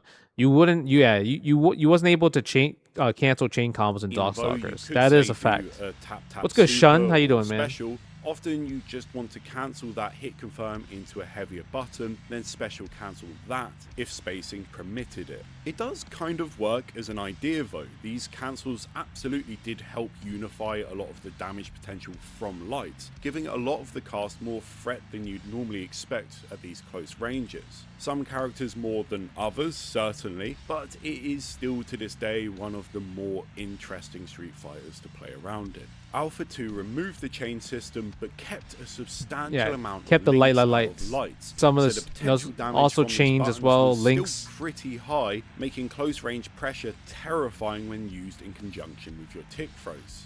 It's worth noting some characters can't actually combo directly out of their lights using specials. Bro, that shit's Rose, unblockable. for example, can't do it unless she spends bar, so these tight links become fundamental pretty quick when you're learning the game. Now, Alpha 3 is where it gets a little weird, despite lights functioning like Alpha 2 with their rapid cancel. I'd also argue it gets really interesting, and that is due to the ism system. The isms. Starting with the most commonly Short, played short of the fireball, three, yep. Vism. Here, comboing from lights becomes a pretty unique trait that only some characters can Short, short, truly short, take Tatsu. advantage of. You've got characters like Sakura and Karen Yep. who can really mess Short, up short, your short day special with light moves. pressure, similar to what we expect from the older Alpha games. And you've still got some links out of lights into mediums. But a lot of the buttons are just No, a you can't touch do mediums, stubbier than right? in Alpha Yeah. 2. So some B&Bs you might have grown Oh. accustomed to will whiff. Yeah. Generally speaking, Yeah, you lights can't and do that. Vism characters typically see less Lights and the use mediums don't really offensively. work This in is this in game, part unless due maybe to it's the counter reasons hit. stated previously, but also because Vism has no access to supers to convert into. And on top of that, this game has a guard bar, and that fundamentally makes jabs less of a focus when pressuring. Say I'm playing as Akuma and I make you block a jump in. Sure, I can try and mix you with a throw or a jab, or I could just press Yeah, back heavy roundhouse, kick to cut hit through your attack the guard bar. and potentially set up for a huge guard break later, Yep. or a forced mistake due to the threat of it breaking. Also, throws have whiff animations in this game. It's not like the previous titles where they are a single good, button positive and influence? How you doing? innately an option select. Yeah, lock Making it just practically a but touch counter hit, easier right? to punish them. Simply put, lights are weaker here because of the risk reward and the fact the win condition is just a little different. Aism, however, is a bit more of a return to tradition. Here you Yeah, get access 1, 2 to super. 3 bars of meter, which you can use to scale your Shin, super sure similar to you Alpha can. 2. And that means you can easily convert from light chains, making them far more threatening. Of course, the guard meter does still change how frequently you're going for it, but still, it has its place. Yeah. Xism pushes the Same use thing. case Ooh, for wait, lights what? up substantially. on. Because it reintroduces our old friend, the CPS1 chain. Oh, which shit, I didn't know increases the that. damage potential by Let's go, so that's much, cool. Especially on characters who already Oh, yo, that makes me want to play have Xism. fantastic light attacks. I didn't know because I was just taught Vism. You know, people just taught me Vism, right? People literally just taught me like, hey, you know, like growing up at arcade, like I'm just like, okay, what should I play? How do I learn the game fast? Just pick, and they like, oh, pick Vism Sakura. So I never looked back. Ever since then, I never looked back on playing a different character. I just played Vism Sakura the whole entire time. Sakura. Now, Xism only gives you access to one super, unlike Well, it's not because V Aism, is so super not cool. everyone It's just V is broken. can convert, But it I only didn't. gives you The fact access that this is actually makes me want to play Xism now. Yeah, I want to play Xism to now. one super, unlike Aism. Like, So that's not cool. everyone can Karen, short, convert crouch, neatly, fierce. But it also features a general damage increase. Oh, that's of godlike. 1.2x. And that's for everything, meaning even a simple light, heavy special will hurt no matter who you main. Yeah, First that's Strike sick. is I know another Xism's still the interesting worst game. ism, Similar to but Alpha, it's still you that's have sick full though. cancel potential on your rapid lights. However, they rarely provide meterless conversions, giving the game. You know a there are general focus Xism only on tournaments meter out there. I didn't know management. that. On top of Yeah. this, a lot of the casts just don't have rapid cancelable shorts. Yeah, it's but not when that good. they do, they're It's often usually a supers, right? character-defining strength. Not special The moves. simple short super by itself gives any character who possesses it a lot of play when it comes to parry mind games. Some characters make up for lacking this with single. You know, V button Vega convertible wasn't that lows good or back in the just day. other mix-ups to And only make Eddie parry Lee attempts. played V Not Vega. all of Nobody them. else played And V when they Vega. don't have it, it is notable. Now FIFA V Vega 4 is a before lot release better was now, touted as a modern as time return to an passed. ST style of gameplay. And if we're being honest, it absolutely was not. It's different in just about every single way, except for how jabs work. They once again, the same as Street Fighter 2, Street Fighter remove 2. the ability to Yep. special cancel You gotta go from chain to rapid-fire links. light, but they also adjusted the frame data. So Chain to although links. there's no render cancels or the ability to cancel a normal when you go from crouching to standing, this adjusted frame data means you can actually link lights together. Street similar Fighter to 4 did a ST great job Fader. with the engine. If, for example, I'm playing Ken and I want to do short jab DP, I need to hit a one frame link to combo them. If I'm late, I'll of course drop it and the opponent can block, but if I'm early, I'll rapid cancel and then the DP just won't come out. Wait, now, what? A little side note, that No. sounds difficult, and then the DP and the opponent can... No. Ken could just do Ken could just do crouch short, crouch jab as a chain, and then just link the DP. It's not. There's no way that's one frame. I refuse to believe that's one frame because that shit's easy as shit. Block, but if I'm early, I'll rapid cancel, and then the DP just won't come. Nah, he could do crouch short, crouch jab, wait DP. Like I'm not saying he could cancel crouch short, crouch jab DP, but you could just wait. You just wait and then you do DP. It's not one frame. Nah, I never had to delay. Yeah, you just do crouch short, crouch jab, wait DP. Certain characters you had to, like Fei Long. I know Fei Long you have to do crouch jab, wait, crouch jab, crouch jab. But Ken, you could just literally not. It's not a cancel. You just do the DP after the crouching jab. No, I'm not DP canceling. I'm not DP canceling. I'm waiting for my chain to finish and then going to DP. Yeah, I linked this. Yeah, you link the Shoryuken. You don't do low short wait jab DP. Yeah. I'm you know what it is, because I'm like listening to it and I'm just like it makes it sound like that was the only way you could do that combo. Wow. Now, a little side note. That sounds difficult to do, and it is, but it's also learnable. There are harder things out there that you as a fighting game player have. Because Ken in particular was super easy to link the SRK. Other characters were way harder. Retrospect came from like Rufus doing lights into EX Galactic Tornado. That's pretty much what he's saying with like, oh, like you gotta link the lights like before the last light. But Ken, a couple of other characters are privileged with that. Yeah, Ken DP was just really fast. On that was tough, even if you were using techniques like plinking. On top of that, when you went to a tournament around that time, you better know those monitors were going to be the laggiest thing you've ever seen. The adjustment period you needed to retune your timing was honestly brutal. That's true. You know, people talk about laggy monitors in today's modern fighting games. Imagine you playing a laggy monitor in Street Fighter 4.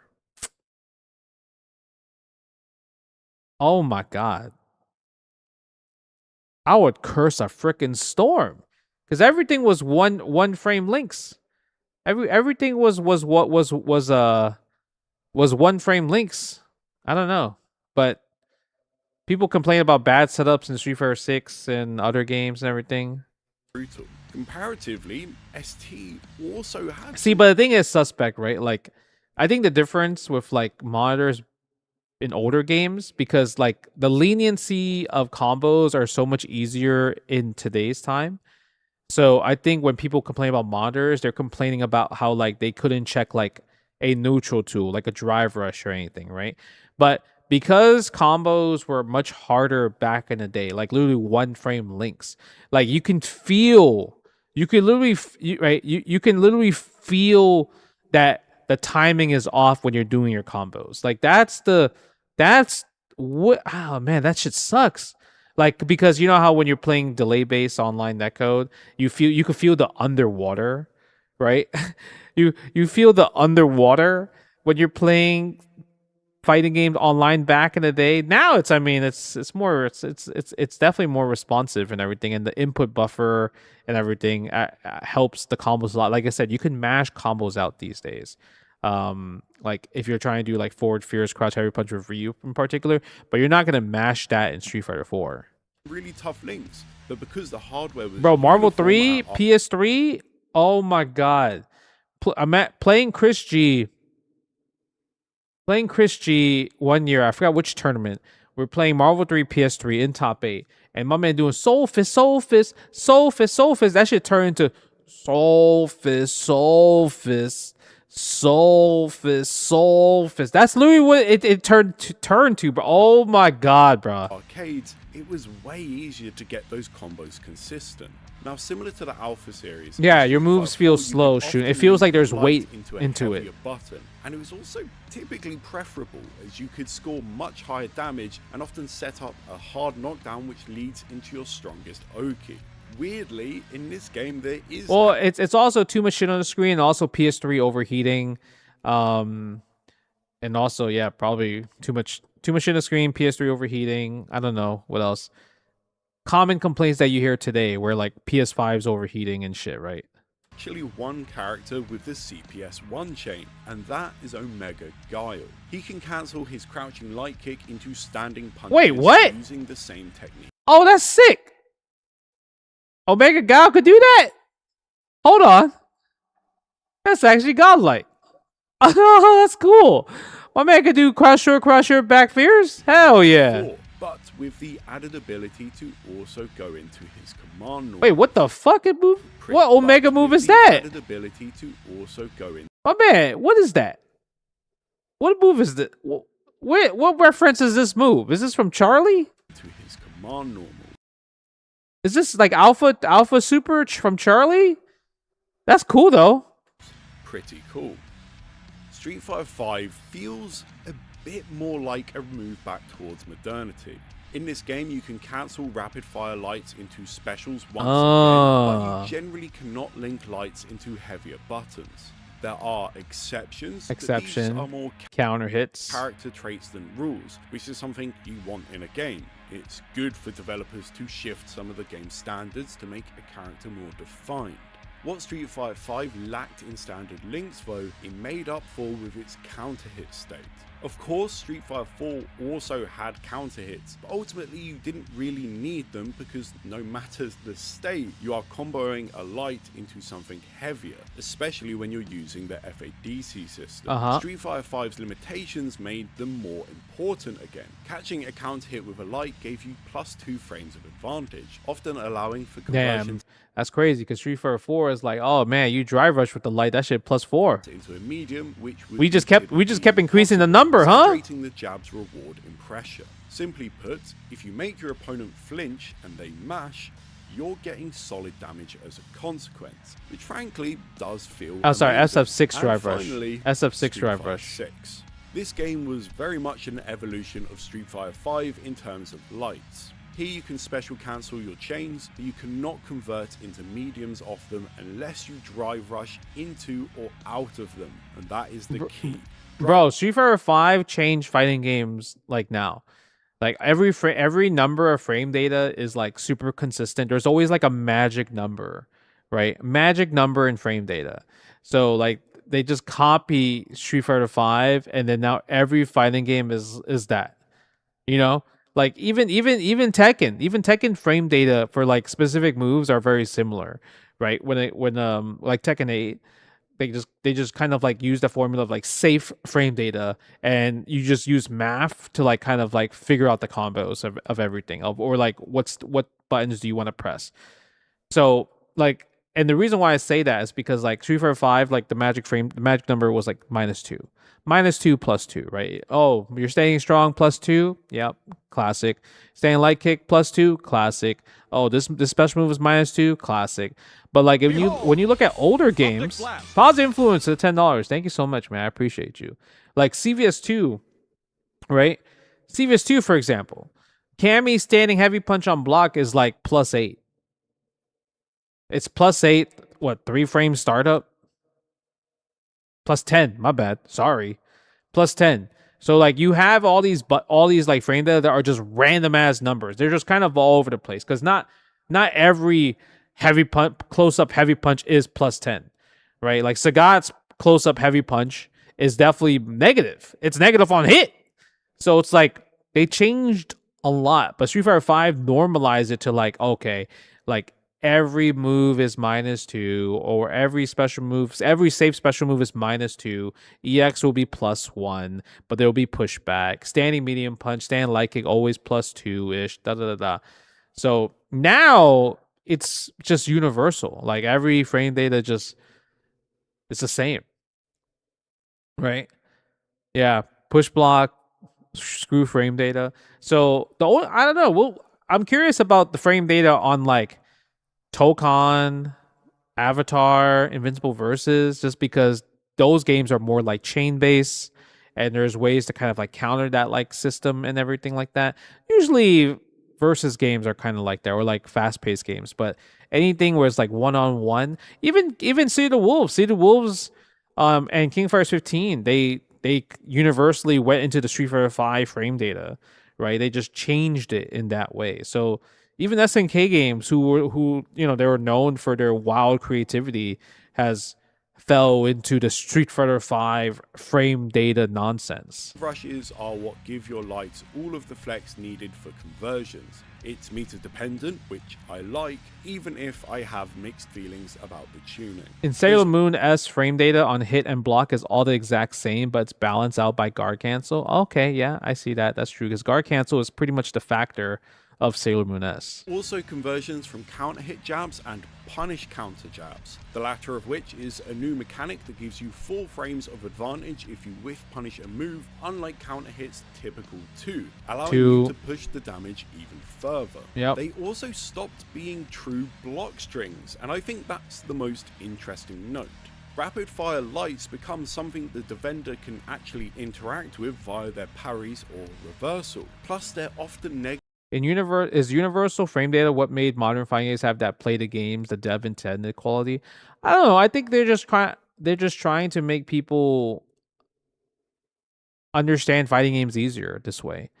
This is probably their way of just like, oh, I think anybody can pick up this game or understand if they just learn how to play one character. Because now, when you learn how to play one character in today's fighting games, then you have an idea on how to play the next character or a new character, right? Because the frame datas are very similar. Now, the only thing that's the difference is obviously the look of the special move, the look, right, of like the recovery of the special move and everything. So now it's just like, I don't know. You once you learn the mechanics and frame data for one character, then you know how to. Then you're ready for the next DLC character. Then you're ready to learn a second character, a third character, because everything else at that point becomes it's just the same. And then you're switching out special moves and normals and how it looks. So the way in which they open up offense is often gated. Yeah, I don't know how it is in Tekken 8. I haven't seen anything about Tekken 8, so. I enjoyed playing it before Evo. Evo, I had a blast playing Tekken 8. You know, I bodied you, GGBH. Remember that at the booth? Timing and spacing traps. It's Ma Feng Wei though. About forcing mistakes as it. Ma Feng Wei though. So, what do we think? It was nice. It was nice playing it with you though. That's for sure. Preference, but in my opinion, when jabs become too flexible with links and combos, I was playing Feng Wei. They pose an incredibly difficult design challenge. How do you stop someone from running? Well, if they hire me again, GGBH, you know where to find me. If AT&T hires me again to play Tekken 8, you know where to find me, okay? And that's when I'll practice. Over again. Street Fighter 4 was a great game in part due to how flexible the combo system was, but anytime you got hit by any... My man, this guy's name is Anbu Son Yono, and he plays Ibuki. That is on brand. If you look at it, that shit is on brand. My man is Anbu, and he playing Ibuki? Okay. Anything, chances are you're also about to eat their best setup. Now, I think Street Fighter 4 half answered that balance question with its myriad of defensive options to counter said. The Yomi arc was crazy. You know what's crazy? I went to the Yomi house before because they run tournaments there. So I forgot why I was there in Atlanta, but I went to their local. I'm glad I went. I'm glad I went to the local when the cops didn't go. Because some games like Street Fighter 6, that's where the local was. Gated that situation with the use of meter, and that helps lessen the frequency of optimal Oki. Limiting combos from lights also makes the heavier hits feel a bit Misawa. more Who's Misawa? I know When match. someone connects with jabs, unless it's quite a specific situation, it just doesn't matter that much. But if you get hit by something close and heavy, well, that might be death. If you think back to Street Fighter 4, a combo starting with a heavy button... You see that stick right here? The one that Tokido got? This is the best stick. This right here is probably the best fighting game stick. I love this stick. This was a great Mad Cat stick. Such a great Mad Cat stick. Barely felt like a big deal, which is a bit of a shame. But then again, make them too weak, and suddenly the only interesting thing about them is what they set up later. The one thing we can be certain of, the VS? no matter what your preference is, Capcom is going to change it. And frankly, the huge impact it has on these games makes me excited to see what they do next. Yeah, I just like that stick. That one was my favorite. Yeah, that one was my favorite. All right, so big shouts to Theory Fighter, because I love when he makes videos. Like, if you guys haven't, please give him a subscribe, because he makes some really fun videos in general. So I really like his videos. You know, and obviously from watching them, I actually learned a lot too. But I do want to talk about one thing though. Right? I do want to talk about one thing though. So obviously you saw Daigo versus Mena. Right? Daigo versus Mena. What do you guys think? What do you guys think? Daigo versus Mena. Like, I don't know how I feel, but who won? No, this hasn't happened yet, but they just announced their like kind of like first to 10, like kind of like exhibition match. It's kind of like what do you call that? Floyd Mayweather versus Pacquiao, right? It's kind of like that. Like it's a big exhibition match on Kemini Mochi series that Daigo puts on and everything. And you know, now the history of Daigo when it comes to long sets, he doesn't lose. If it's a prepared, right? If it's a prepared long set, he doesn't lose. He's beaten every time somebody won Evo, they did an exhibition with him. Like Zien got washed. I think it was like 10-3. Infiltration was like 10-1 or something. I played him after 2009 in the first of 10 in Street Fighter 4, and he washed me 10-2. He obviously washed Tokido as well too, and Tokido was, you know, had the prep time and he had the tears because he felt like he all that practice was worth nothing. Anytime there's prep time, Daigo has not lost, right? And also even like the only time Daigo loses, like if you just kind of like catch him off guard and play the long set with him, then obviously he's kind of ass. Because there's times where I played him in a long set in 5 and just like casually and just washed him. But if it's a prep set, he usually wins. But I do need to take consideration that Mena is ridiculous. He's obviously at the top of his game at the moment. And I think another thing with Daigo is that I don't think he's at his game actually at all. I think he's like literally at the door, knocking on the door of just like, man, is it time to hang it up? Is it time to hang it up? So, you know, I feel like he hasn't shown any like really impressive Street Fighter 6 gameplay. Like when you think about the results that he had in Street Fighter 6 like the last like year coming to the States, like he hasn't made like top 8, I believe, in a very long time in the States. Like he hasn't been doing well, right? And like look at this one. Look at Street Fighter League in general. I don't think he's won a match on, at least in the finals. I don't know. I don't keep up with Street Fighter League Japan, but Street Fighter League finals, I felt like he lost every single match. Like they put him last. They put him like, oh man, we gotta play you, right? We have to use you. So that's when they play him, when they have to use him, and he just takes the L usually. But guess what? Because his team is that OD with Lashar and Fudo, he qualified for Capcom Cup and he qualified for EWC. What a great system. Yeah, what a great system. So I don't know. I mean, we'll see. I do like Mena in this, but I'm curious to see what this video is about. So we'll see. If we put the fight off in June, July, his response, Mena definitely wants to fight Daigo, right? He called him out on the Twitter and everything like that. He's 45. But I'm actually curious about this.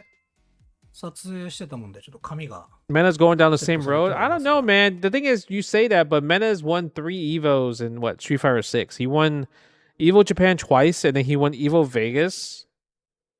So it's just like, yeah, I understand that Mena didn't win Capcom Cup, but you have to think this: Mena smoked everybody in Street Fighter League USA. Destroyed. He and it's not like he went 0-2 at Capcom Cup. Like, you had people that were Capcom Cup champions that went 0-2. Like Gachikun, he went 0-2 at Capcom Cup, but then he won DreamHack Birmingham last week. So it just says a lot about like the competition. You know what I mean? Yeah, Mena is also Evo Japan back to back as well too. 目の10先応援してます。ありがとうございます。で、まあ、みんな気になってる話。So I'm curious on 今日でリブート最終回。What does Daigo think or like and everything? Obviously, prep time is he's very very strong. そうなんですよ。で、まあ、メナ戦。Well, I think with Punk, he might need a more confidence in his character picks, because right now he doesn't know what character to pick. Right, he plays Cammy sometimes, plays Ryu, not his style.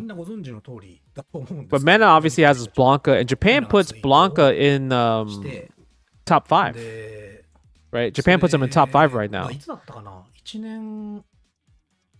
And the thing is, Mena plays really fast.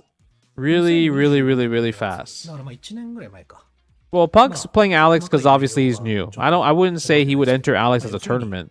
Like, he went to DreamHack Birmingham, and then he lost to Hot Dog, who was an Alex player though. Yeah, Mena reached out, want to do it first 10. なんちゅうんだろう。当初は、まあ彼ほら、カプコンカップ2回勝ってるじゃないですか。He won Capcom Cup twice, yeah. エボも、エボ J を勝ってて、で、まあその、ポストの後ではあるんだけど、本家エボも勝ってるし、Yeah, one regular Evo. エボ J も。Yeah, 100%. You can't really take away Daigo's legacy. Daigo's legacy is just ridiculous. But it's just more of just like, see right here, like it was just more of just like, man, like why Daigo? Like it should be kind of like, if anything, you should call out Fudo, right? Because Fudo actually has Mena's number, like bad. Like the win-loss record of Fudo versus Mena is like maybe 8-2, 9-1 in Fudo's favor. But like, see, Daigo says like he thinks that it was just trying to rack up another title, like saying like I beat Daigo in the first 10 on the resume. But obviously, I know Mena's not like that. Mena just wants to play against the beast, because you gotta think about this, right? This is something. I think Daigo talked about it a few months ago that Street Fighter 7, he might not even be playing or even that good to even participate against the young players. So this is like Street Fighter 6. Yeah, he said, I just figured he thought, yeah, surely I could just beat him. But like, you would think that Street Fighter 6 is probably the last time for like kind of the old people versus young people possibly in the competitive space to play against each other. Right?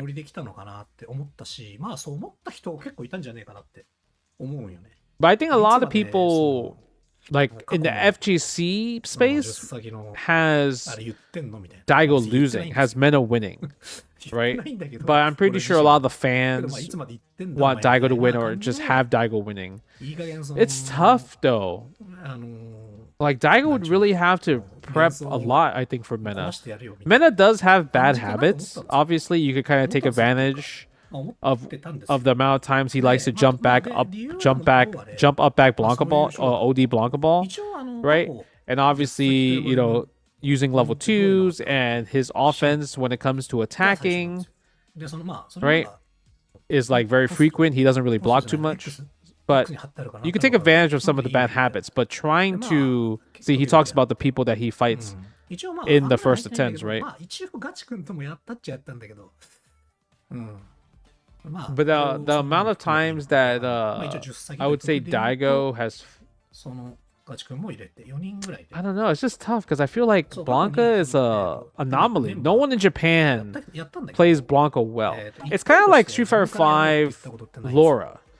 シェンセンも Street Fighter 5 Laura, Japan thought Laura was weak, but obviously まあ IDOM, 今回のメナもそうなんだけど、自分から he didn't even name me. He said I'm って ass. ことは一回もなくて。 But obviously with で、だからま with Laura, IDOM あ、 was まあ cooking 本人から everybody, 言われたこと and もあるし、 they didn't realize how good IDOM was when it comes to シェン Laura. と、インフィ Yeah, に関して ZN は Infiltration, Mac had set up. 用意してくれたのかな、 Yep. 舞台は。確か。うん。で、やりませんかと言われてやったっていう。まあそういう意味では今回もまあ、形はちょっと違うけど、まあ一緒。本質的には一緒で。 Blanca's crazy. I mean, Lightning Beast is just, it's kind of あ insane. のから知った人は知らない。 I don't know how. なんでこういう勝負 And it's also he's playing 期待値が Akuma, 高まる right? かとか So because he plays Akuma, どれもね、前予想俺 it's pretty 俺不利だったんだよね。 low health and 当 everything. 時の戦績とかが記録に残ってるんだったら分かりやすいと思うんだけど、まあ2013年に最初シェンってやった時はめちゃくちゃシェン So when I played Zien back in 2013, he had been winning like crazy. I don't think so. Zien won Evo, but he was actually staying in America. He stayed with me, and he was always placing top 3, but he wasn't winning everything. He just won Evo, the big one. But like there was a few tournaments that he didn't win. I cooked his ass in Tech Showdown. 勝ちまくってたんよ。もう本当年間通して何回優勝したんだみたいな。うん。で、そのままの勢いでエボも優勝して、もう今最強は、まあ、シェンかインフィルっしょみたいな感じの。Zien or Info was the strongest player. だよね。 That makes 大 sense. 悟とやるんかみたいな。でしかも俺、厳選対戦対策そんなできねえから。やる前からもう結果が見えてるような空気はあったんですけど。まあ、ちなみに当時2013年頃の時点で俺はもうそんなにトーナメント、いわゆるトーナメントっていうのはそこまでいい成績ではなかった。もちろん今よりは全然優勝することもあるし、トップ8にいる可能性確率もすごい高い。Yeah, it was easier to get into top 8 or feel confident that you're going to win right during that time frame. 年時点で。But it's kind of hard. そう。で、そういう勝負になるから、まあ、無理でしょみたいな。今乗ってるシェンに It's a weird call out and nothing against Mena, but puts Daigo in a rough spot to accept. Yeah. Damn, he won 10-0? 意外と。You know what it is? いや、まあ、わかんないけど、どういう空気感だった It's tough. And obviously, with all the Akuma players in Japan, like, Mena's going to get a lot of practice from them, right? I know Mena got practice from Shuto. So he's probably going to practice more with the Japanese Akuma players. But, I mean, there was that recent Tech Showdown match that Mena fought against Sledge, right? That's his name. From Texas, like a Texas Akuma player. And Sledge actually beat Mena in that event that they had, the Red Bull World versus Texas. So that's actually great information for Daigo to kind of like study the footage and be like, this is what Mena lost to and everything. What does Mena gain from this? I mean, bigger Japanese audience. He's very big in Japan, like in terms of just trying to engage with the Japanese audience, right? He's always tweeting in Japanese. He's in Japan pretty often as well too. And also, he just wants to fight against Daigo. Like I could see Mena play 10 more years, right? Minimum. But Daigo, would he play 10 more years from now competitively? Maybe not. Possibly not. Most likely not. 両方ともウィナーズで負けてね。ウィナーズは俺が勝って、スト4は俺がウィナーズで倒して、ストクロは時々がウィナーズで倒してるんですよ。でその状況下で、ちなみに要はエボみたいな感じで同日にやるから、同じ日にルール Did he? 俺と時々 Did Mena move to Japan? That's crazy. That would be crazy if he did. It'll make sense. I mean, if you're a top Street Fighter 6 player, you should live in Japan. In terms of, because that's where all the opportunities will be.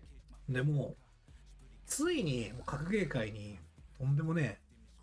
So Infiltration won Street Fighter Cross Tekken the first year. That was the team one. I think the finals was Combo Fiend and Mike Ross versus Laugh and Infiltration. Then Infiltration won the second year, and I got second place at Cross Tekken. He beat me that year. やってくれって言われたら、まあ、よっぽどキャラ差があるなって自分が感じない限りはやるから。で、まあ、じゃあやりますかと。いうことで、それはいくつだったっけ ?10 対2か。2だね。10対2とかだったんですよね。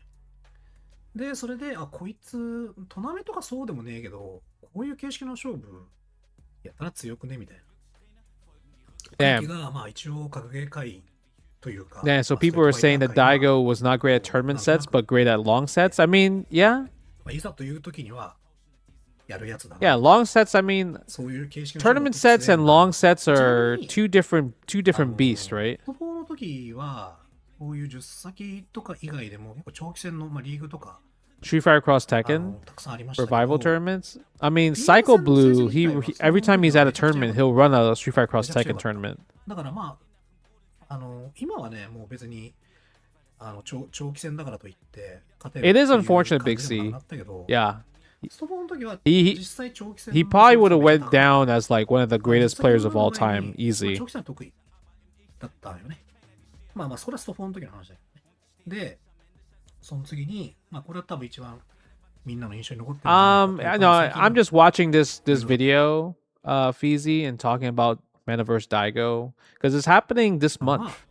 It's happening at April 29th in Japan, pretty much a few days before Evo Japan. So I think whoever wins that is going to go in the Evo Japan with a huge confidence booster. が終わった時なんで、あれは冬か。当時カプコンカップは年末にやってたような気がするから、年始だか年末だか忘れたけど。そう。それがもうだから9年前ですけど。9 years ago. 実際は8年と。And when it came to Street Fighter 5, I think, yeah, Street Fighter 5, Daigo and Mena fought a lot of times, and I think Mena always being Daigo. Mena always being Daigo in Street Fighter 5. So I think when it comes to modern Street Fighter, maybe Daigo hasn't been Mena at all, possibly. I don't know. Maybe he's been him a few times, but definitely the track record is definitely in Mena's favor for sure, I think. How comfortable am I in playing against Daigo in any fighting game? So, I think the problem is I have a knack of remembering how to play any fighting game. Daigo doesn't. So if we played other games, I don't think it might be like kind of like maybe one-sided because Daigo's so focused on Street Fighter 6. Because a few years ago, I think like 3 years ago, we did like a Street Fighter 4 exhibition at Evo, right? So like Daigo versus me. And, you know, I didn't want to play like Rufus. I didn't want to play Elena. I'll play Balrog, right, to do the lore match. Balrog versus Ryu. He forgot how to play Street Fighter 4 like at all. Like, so I kind of just smoke his Balrog. I smoke his Ryu with my Balrog just because one, he forgot how to play. No, it wasn't vanilla. It was just ultra. Two, he's playing on levelless.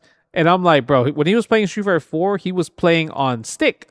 So I don't think he even practiced or trained for the exhibition. He just went in there straight cold turkey.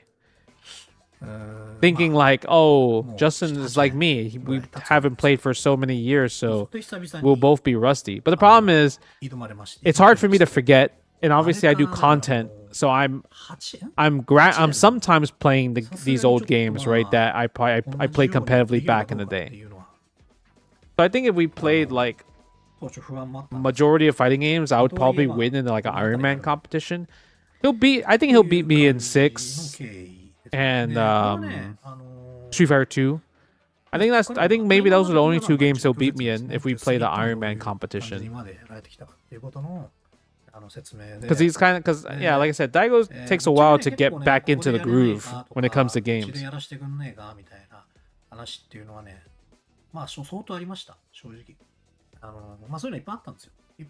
So there's a lot of requests, right, behind the scenes, face to face. So now, so they have the rules, right? They talk about the rules.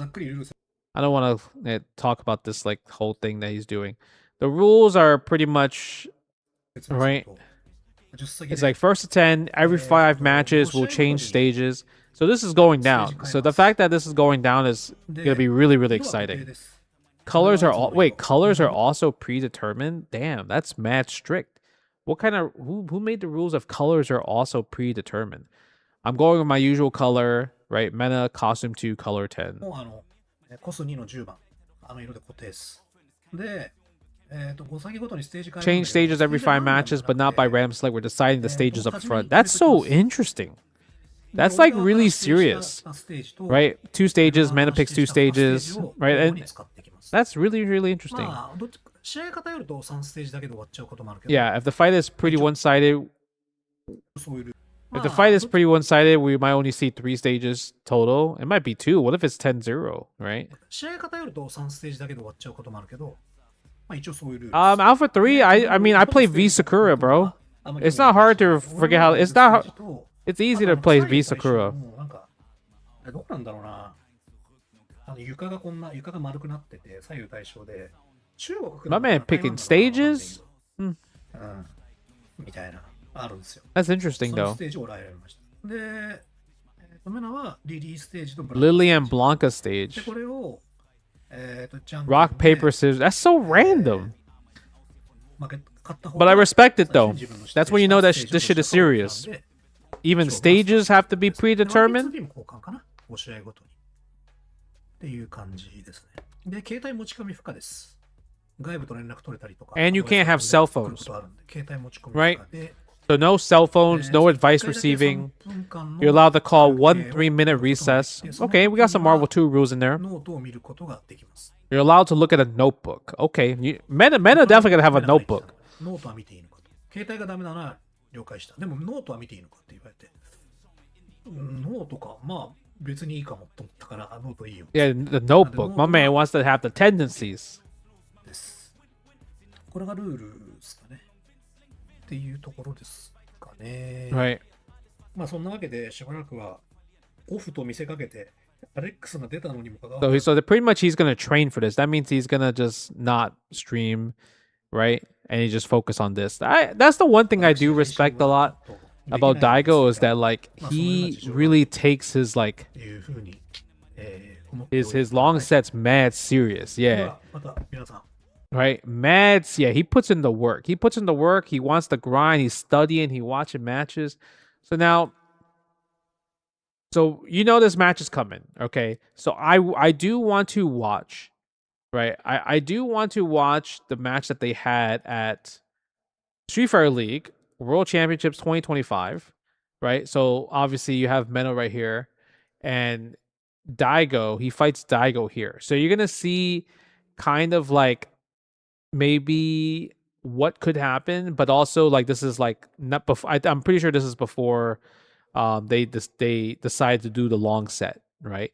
So this is kind of like a prequel of kind of, or maybe like, oh, this is, he doesn't know about Blanca yet, or Mena doesn't know about Akuma yet, and then you're gonna see adjustments obviously when the first attempt does happen. Up there, ready for the stare down. It doesn't matter who comes up, whether it be Daigo.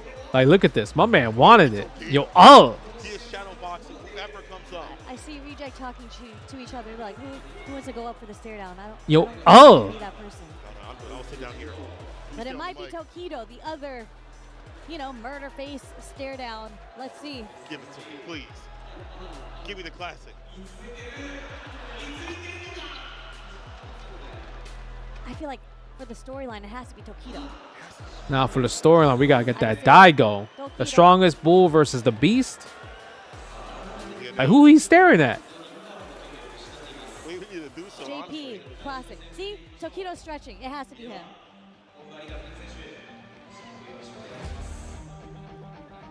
Yo, oh.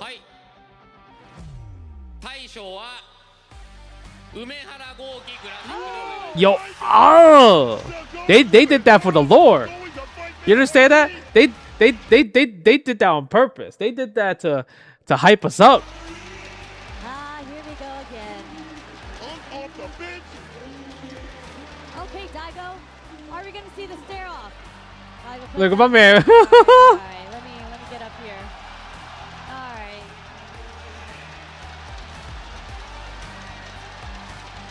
We're good. Yo, oh, look at that. That's just godlike. Oh. Well, we all won. The respect right after. Turn those eyes on both players.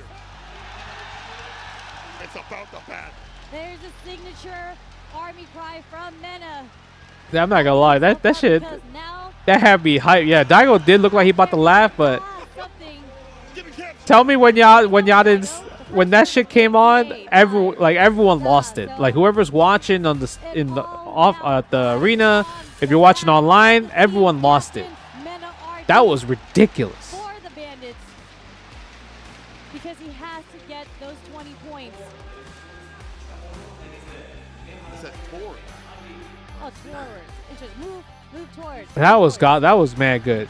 You're reading too much into it. Nah, man. I you know what it is? I watch too much anime, so to me that was mad anime. If you don't think that was mad anime, I don't know, man. That shit. Look at him. My man is ready. Why he's so focused? It's crazy because you see this set right here. Like, no matter what, Reject already solidified their spot into grand finals, right? So this set right here didn't mean anything to Reject, but it meant everything to Mena because like he obviously been waiting to fight Daigo. Obviously he's been like pushing for this first to 10 and everything. He's about to be knocked out in the tournament. Where team is riding for him throughout the year. That's molded in being a Capcom Cup champion. This was at Cap. This was a few weeks ago. 20 days ago.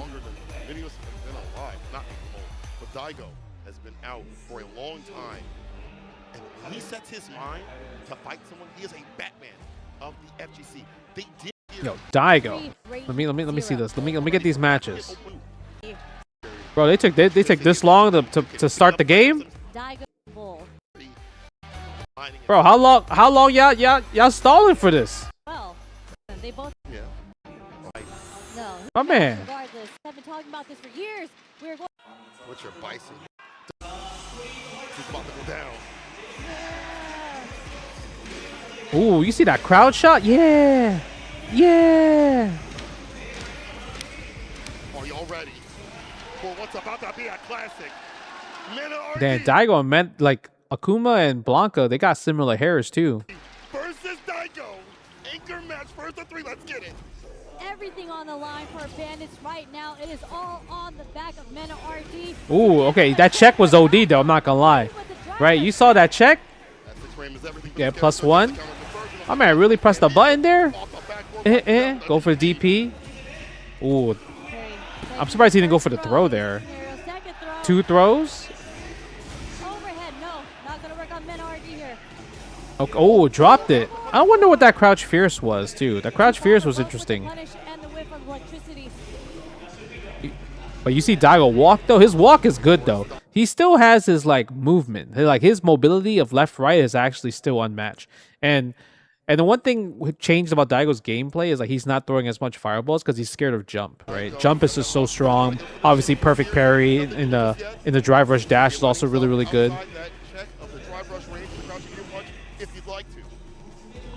This point, it's 1 hit for Blanca. That check is insane. But I think Mena's also scared. Wow, that was a reaction. Hello? I wasn't there live, nah. Ooh, nice block. That was good. That was good. That was sick. That was kind of good though. Not gonna lie. That was a great first round from Daigo. Throws a fireball. I think the air fireball. He's gonna use a lot of air fireballs with Akuma. Ooh, that stopped that, huh? Level 2. No, this ain't the first. This is when they fought at Capcom Cup. I'm just watching their match just to be like, oh, this, you know, it's kind of like a prequel of the first to 10. Can you defend against this? Oh, he's stacking that drive gauge though. It's over. It should be. Nicely defended from Daigo here. Level 3? Ooh, I'm actually surprised he didn't go for the level 3 right there. Level 3, I feel like would have helped so much in that scenario. And Daigo's known to spend the bar too. Okay. Whoa, random overhead. Caught the low jab. There it is. What's he gets here? Daigo waking up with jabs. Walk up throw. Yeah, walk up throw. Ooh, that is a- He was ambitious right there. Get up, level 1 gets it done. We're That all was even. ambitious. To stay alive. Trying to use the forward heavy punch right there. Could have cooked you at any point. Any sort of with that over, I thought it He was definitely doesn't want to throw fireballs. No, but It's crazy because like you would think if he doesn't want to throw fireballs, then Ryu would have been a better pick for Daigo. who's gonna get the first whip punish here? no resources. Nice. That was the good. See, I think the air fireball he's gonna use it a lot They set it up in the corner. Have to get Tatsu to maximize the damage. because he's banking on Mena to react. Sit down. Okay, sweep. About the corner just in case I get Oh, one. ooh, okay. Punish, block in time. Oh, what happened there? What happened there? He had it. He didn't. It's not even just T-Rex normals. He did low jab. Wait, no punish to do a DP. Punish, block in Like he first of all, he didn't miss the punish. He dead ass walked back, did low jab. He walked back, did low jab into standing heavy punch. So he tried the demon. You can't even do demon unless you're in CA. Yeah, you can't do demon. You did give him the benefit of the doubt. To be honest, he could have just block, parry, hold parry, mash heavy punch, and then that's it. He would have won. Like he should have won here. 100% he should have won here. Ooh, look at that, unfortunate. Oh, eat him up. Go for the reset. Let's stand fierce. Mm. Activation from that. I'm up in the corner. Oh my God. He's getting eaten up like groceries. Another eat. Oh no. the delay is gonna be enough. Oh no. Nah, he didn't deserve that win. Another closeout You're, super. we all agree, right? Mena didn't deserve that win. Upon Mena in that He round. made the comeback though, but he Daigo was a little too late on the he didn't punch. deserve that win. And that just turned everything into Mena's side. Hyping himself up. Can see him. The full. Screaming. Oh, this Ready to put damn. down. Daigo, driver's heavy kick. He didn't punish the drivers this time. Daigo tried to- would've got checked. Okay, drive reversal. Back that ass up. With so much damage, this was coming from a driver edge heavy there. See, now he's throwing more fireballs, right? Decent life lead here. Anti-air. The anti-air, you're gonna get the throw. Opts everything to get The thing about Mena's offense is like he's always willing to attack. He doesn't really block too often on wake up. Fireball's gonna get that slide. Might be the reason. Mena again with the crouch medium punch. Okay, yep, get off of me. Daigo to get the pressure off him. Put a soul on that one. Block a ball, full screen away. Plus, Mena fishing for something. okay. Daigo getting the counter hit throw. Another Okay. How many throws are we gonna see? Oh, he tried to grab him. You tried to. he froze up again. Oh, I'm a huge fan of Mena, but I'm just saying that he should have lost that game. And oh no, he didn't punish there. I mean, I know it's a weird interaction. How many throws are we gonna see? So I think right here, he should have been ready to press a button here, Oh, he tried to right? grab him. Because they both kind of paused, right? They both kind of paused, but I feel like, at that point, you should have been ready to press a button there. Because then if Daigo did press a button here, he would have burned him out. You tried to push. I see this man. Finds the jab of the OD. Not enough to kill this Ooh, man. still gets it though. Okay, still gets the win. On the wall like some artwork. Bukai. Actually, watching this, These are some wild interactions for him to stay train Daigo might work. That is his domain. I mean, that was super scrambly. No one knew who was gonna recover. Oh, first. almost got something from there. Yeah, block string, take away a drive gauge. Damn, that was a godlike anti-air. The jump roundhouse. We are gonna take the forward throw. Fine, go forward, hit the turn there.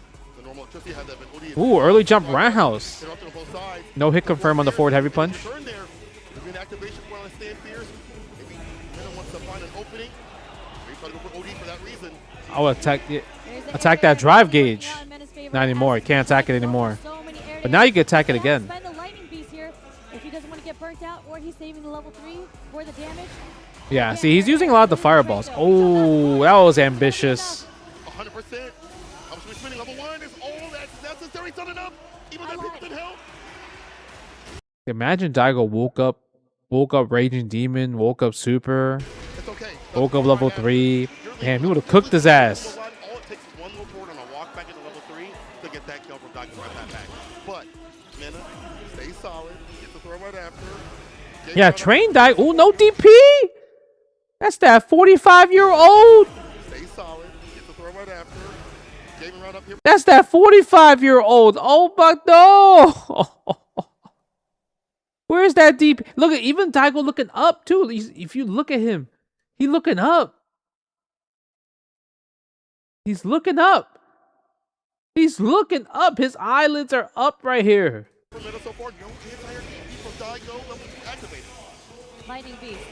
Because he blocked that jump and he gotta take this.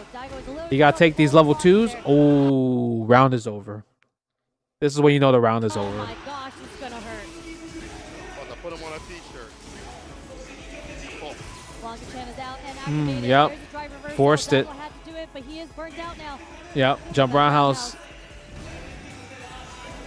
Okay. He pressed the button there.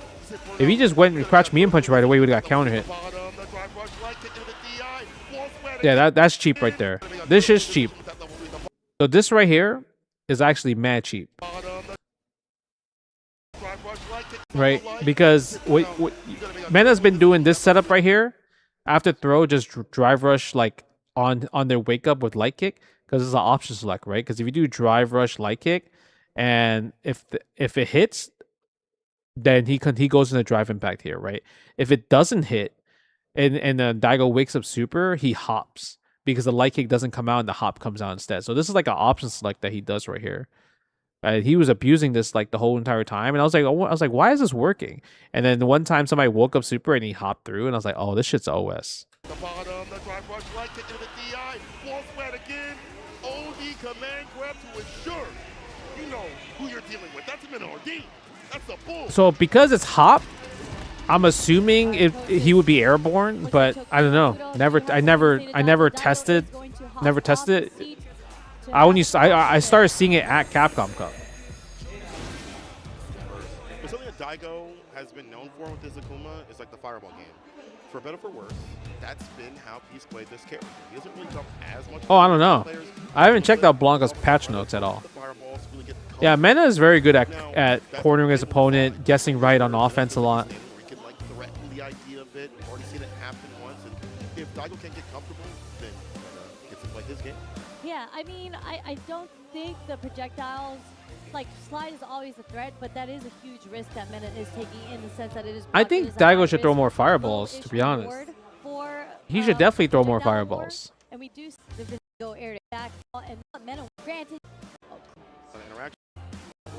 Back foot a little bit too much and keeping things. This is what he wants. He wants That's that how pressure. he thrives. This is where I think Fudo is going to be like if Daigo does win, Fudo will be a major factor because Fudo has Mena's number currently. Going potentially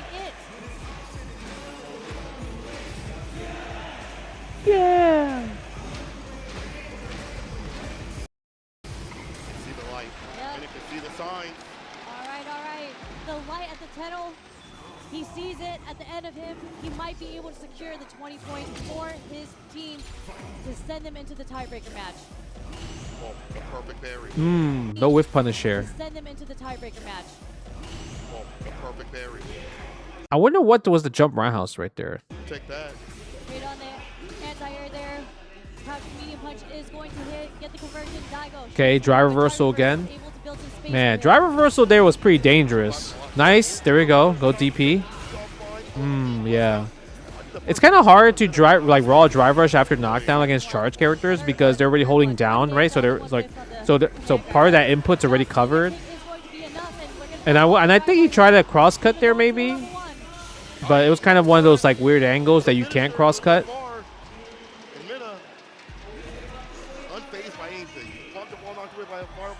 Blanca. I'll find my way to get in. Here it is, set point for Mena. Again, the air-to-air drive rush to the forward throw. Bad action right now. Perfect carries the ball. Dash up. Okay. Carry, drive rush, ooh. He hit something. And DP. Safe jump. No, go for throw. This is the second time. This is the second time he did empty jump against that like that setup, and then Mena parried, but he didn't go for throw right away. I guess that's a shimmy setup there as well too. Tap parry, gets throw, punish counter. Another throw.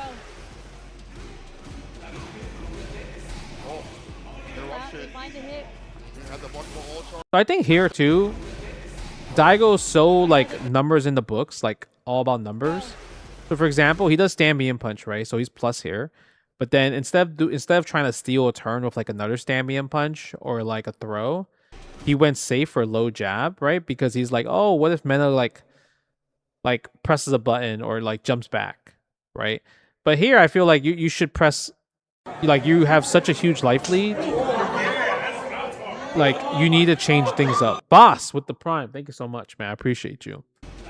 Because then he just goes in the low jab, wait, delays, medium punch, fireball, and kind of loses. He loses his turn right here, right? And then Mena buffers, crouching jab into Blanca ball, which was crazy sick. Which was sick, right? Because yeah, I didn't think he would buffer or something like that.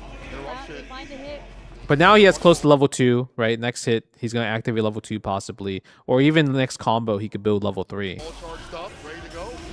Okay, go dry reversal. Oh, up ball. One crouch strong, one low forward. Yeah, drive bar. You're giving Mena some drive bar here. He should have stole the turn, to be honest. It kind of led into the safe gameplay led into this. Waiting for the perfect parry. Yep. How do I know? How do I know he's waiting for the perfect parry? I just knew. That was actually crazy sick execution from Mena right there.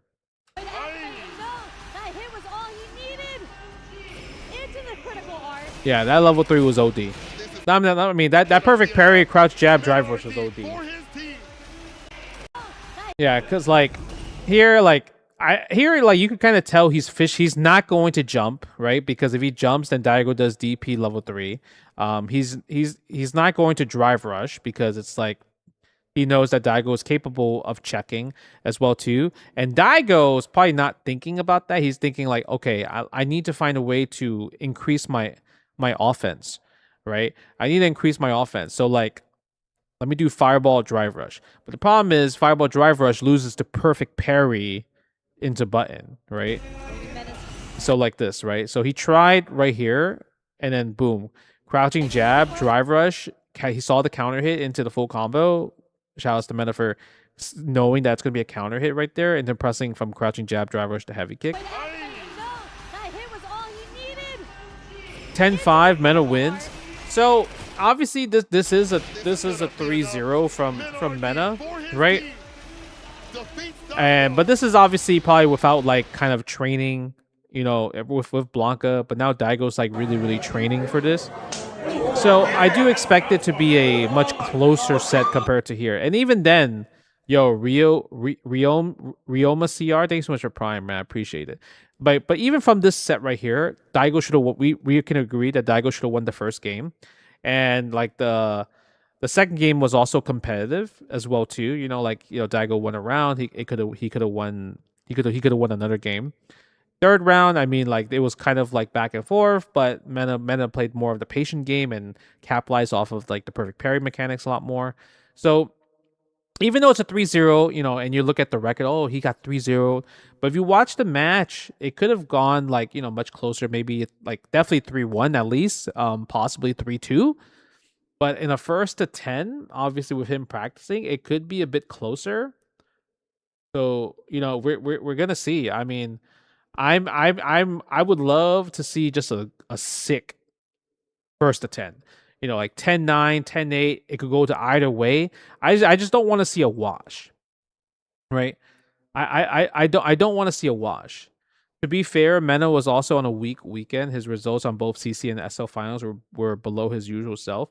Well, I'm not gonna give him option selects like that because the problem is, if you look at this, okay, if you watch and if you're gonna argue for Mena's side, I'll argue for Daigo's side. My man Daigo's been losing the whole entire weekend in the Street Fighter League. He hasn't won a single game during the Street Fighter League finals. So you can also say that he had a weak weekend as well too, right? And for Mena, he's like, if Mena loses Street Fighter Capcom Cup, then his goal, because this is on Sunday, is to win Street Fighter League, right? So obviously he's gonna still have that fiery spirit of just trying to win Street Fighter League finals, right? I think for like Daigo, it's like you have that kind of like cushion of like, oh, Fudo's there, Lashar's there. The fact that possibly Daigo was the worst player on that team is crazy. It's crazy. It's crazy to think that. Mena obviously is the best player of his team by like a long shot, right? By completely a long shot. Obviously, shout outs to Kaba, Chris T, and Boost. They're really, really good. But, like no one's carrying Mena, right? No one is carrying Mena. While Daigo, he can be carried. He's being carried by Fudo and Lashar. Like if Fudo wasn't on Team Rejects, then I think Bandits would have won this, right? If Team Reject had like a different reject player, like Hinao or Akira, Rejects, like Bandits wins the Street Fighter League finals. Like, let's be real, let's be serious, right? So it's just one of those things where because the exhibition, the first 10 is gonna be like, just Daigo versus Mena. I think it'll be very fun. I think it'll be really, really good to watch, especially if Daigo's training. I saw Daigo was training with like those click and mouse games where he's like it's reaction time. So he's trying to like practice his reaction time because obviously we know that Mena plays super, super fast, and especially with a game of Street Fighter 6, your reactions need to be on point. So it's I forgot who someone tweeted it. It's like I think like a gamer psychologist or whatever. There was a computer and there was like a little track, like like a little red or green like on the screen, and he had to like click the mouse when he sees green, right? Which is funny because it's Blanca's color as well too. But yeah, they had like little stuff like that on there. And I'm pretty sure he's gonna play like on maybe a secret account, start a new account, and not so people can't find matches of Daigo possibly playing rank match and everything to try to find those tendencies.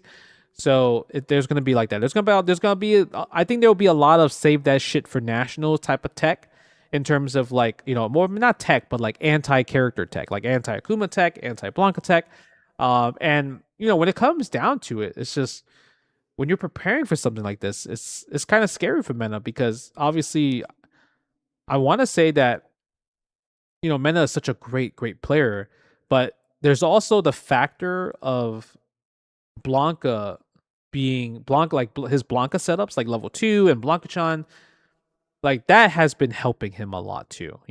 Like so it's him being an amazing player, and also Blanca. Not many people knowing how to fight Blanca or defend against Blanca is also like a huge factor into his success as well too, right? So I'm curious to see what are going to be the counterplays for Daigo, but this exhibition match is going to go down on April 29th. Yeah, I'm super excited to watch it. Yeah, hopefully I can watch it with you guys and go find out more information about that. But that's just going to be sick, bro. That's just going to be sick. I'm not going to lie. If Daigo wins this shit, I'm about to start grinding Mad Street Fighter 6 too, because I want to play in a big ass match like that. That shit sounds fun. That shit sounds mad fun.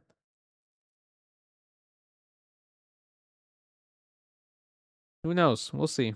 Who gonna call you out though? I know that's true. Not a lot of people call me out. I'm kind of like a nice guy now. I got 2 kids. No one to call me out. I think it's like if you call me out, it's like yeah, I don't know. Nobody's gonna call me out. Tweet Daigo. No, I'm not gonna tweet nobody. But I'm always down to play sets though, so Family Man Gowan thing. Maybe I need to go play in a tournament and beat somebody that I shouldn't have beaten first, and then I'll get called out. Maybe when Invincible Versus comes out, Avatar, Marvel Tokon, then like for CEO, I entered Invincible Versus, Avatar, Marvel Tokon. Evo, I entered Invincible Versus as well too. And yeah, I don't know, but I do want to play 6 though. I feel like lately I've been having the urge to play Street Fighter 6 a lot more, just because I don't know, it just feels like it's more fun to play now. Maybe because I see people play competitively, and I'm just like, ooh, this shit looks sick. Just getting inspired from people just playing and everything. So I don't know, we'll see. I need to turn heel. I don't think that's possible. Yeah. Unfortunate. All right, but I'm gonna call it. Hopefully you guys did enjoy the stream. We watched a lot of stuff today, so I'm glad I was able to keep up with. I was able to catch up for a lot of like fighting game video stuff. But yeah, Ranma, man. Hopefully you had a great Texas Showdown. I'm like I said, I'm really sorry that I missed it again, and I'm always talk about how great Texas Showdown is. So hopefully next year there won't be conflicting dates or anything. I would love to, like I said, come to Texas Showdown again and just play in some games, chill, vibes, everything like that. But let's see. Yeah, I'll see you guys. Yeah, just make sure you know what it is. March is a terrible date, man. It's time for y'all to move to February or some shit. February got nothing. If you move to February, I feel like you're guaranteed that no event is gonna be on your shit. But April, March, that's just struggle. Yeah, yeah. Time to go to February for a Tech Showdown. All right. I'll see you guys later. I guess I'll send you guys to honestly like maybe Idom's tournament stream. He's running like next level. I guess is it still called next level? Yeah, I guess it's called next level. All right, guys. YouTube. I'll see you guys later. All right. I will talk to you later. But you guys know I don't run away from sets. I like if there's a grudge match, I'm always down to play. All right. Peace out. Love ya.